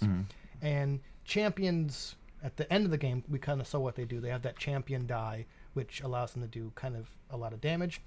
Commander, they have that command, special rule command 1 or 2, which if they activate, pardon me, I think they can make a test to activate 1 or 2 other units within 6 inches. Right? So that matters in bigger formations. What was the one for the expansion? Yeah, it was. There was a sheet for it as well that gave you. Let me double check. I think it's just a way to do named characters and have them continue some kind of honors, battle honors. Right. I haven't read the rules for that. Okay. I'll do that. Yeah, we'll wait though. Maybe that won't work yet. Ain't nobody on my team getting in battle honors yet. It's just you were all scrubs. You didn't even get into the spearmen didn't even get into combat, Yeah. bro. You're just like, jeez.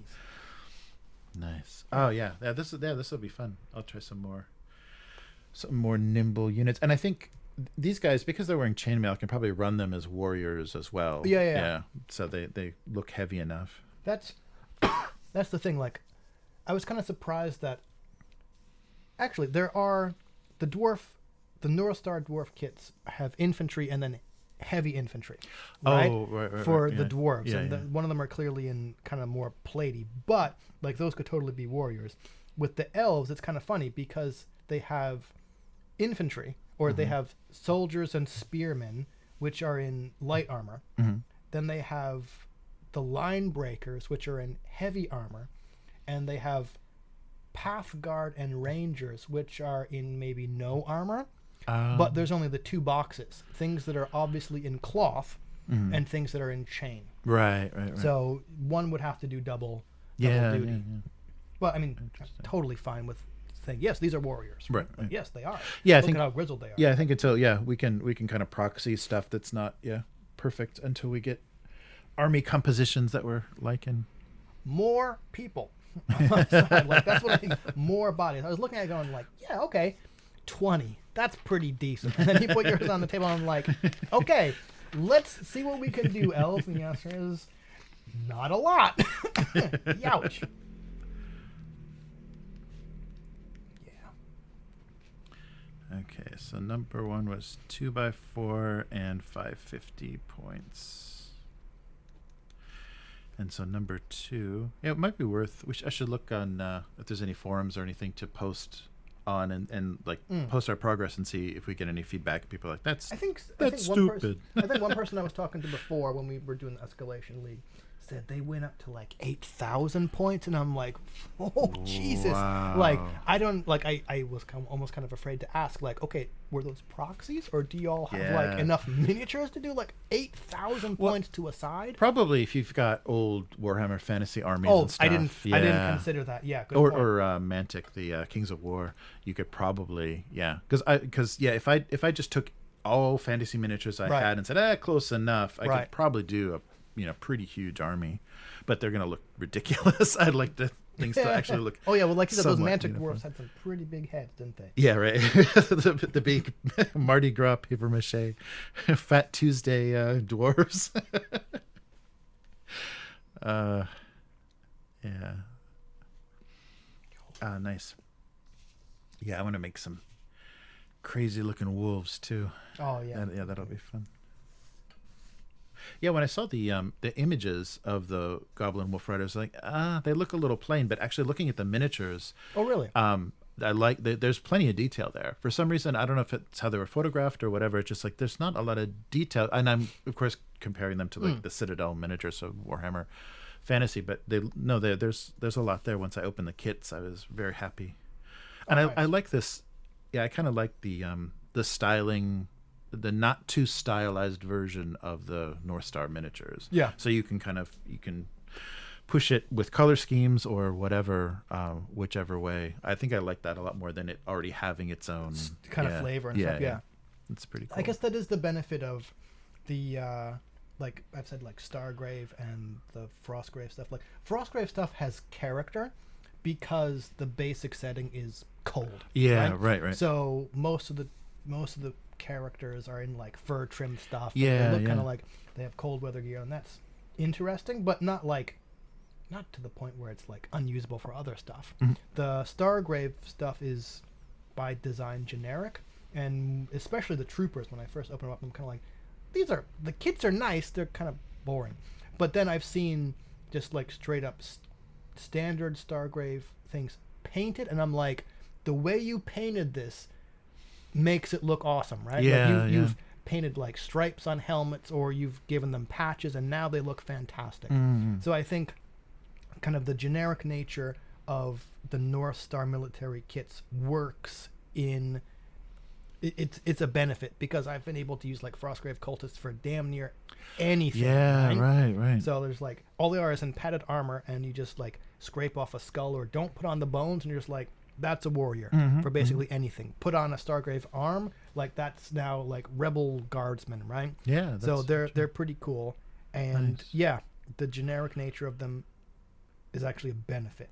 That's very Sometimes you cool. might have to spice them up with like an extra little doodad from somewhere, or with a nice looking paint scheme, but they're pretty cool. Nice. Sponsor us, North Star. Yeah, nice, sir. Please, please, we love you, kids. Yeah, nice. Cool. Very cool. Oh, yeah, I'm gonna go enjoy. ready to go drown my sorrow in some gyoza or something. Yeah, let's do it. Let's do it. Yeah, definitely. Yeah, and get, Oh, don't come back. get some paint on those guys. I want That's why they lost. That's why they right. lost. You had like -3 to every roll. You didn't realize it, but it's that unpainted rule that it was killing you. I think I figured out the color scheme now. Oh, cool. Yeah, because the first attempts I did were I said this online. First was Oh, the purple ink. Like and it was too fairy-ish, Ah, right? Like I'm like, yeah, okay, that would have right, been right, cool right. for like magical elves. I wanted like hard, menacing, kind Yeah. of like old Warhammer Fantasy dark elves. Yeah. That's cool. It's too bright. Yeah, there's one of those Citadel purples, the contrast paint purples.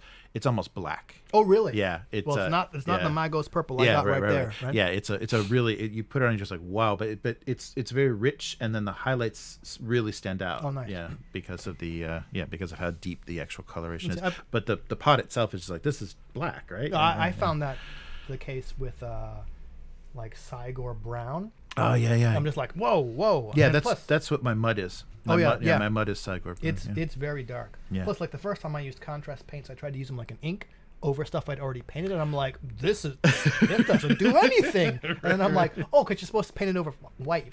Right. Yes, I did. The muddy bases are Cygor Brown and moss. Oh, tufts. nice. Yeah. Those look yeah, so it was great. all like very cruddy. Like they came up out of the out of the mud. and they're just like, what the hell?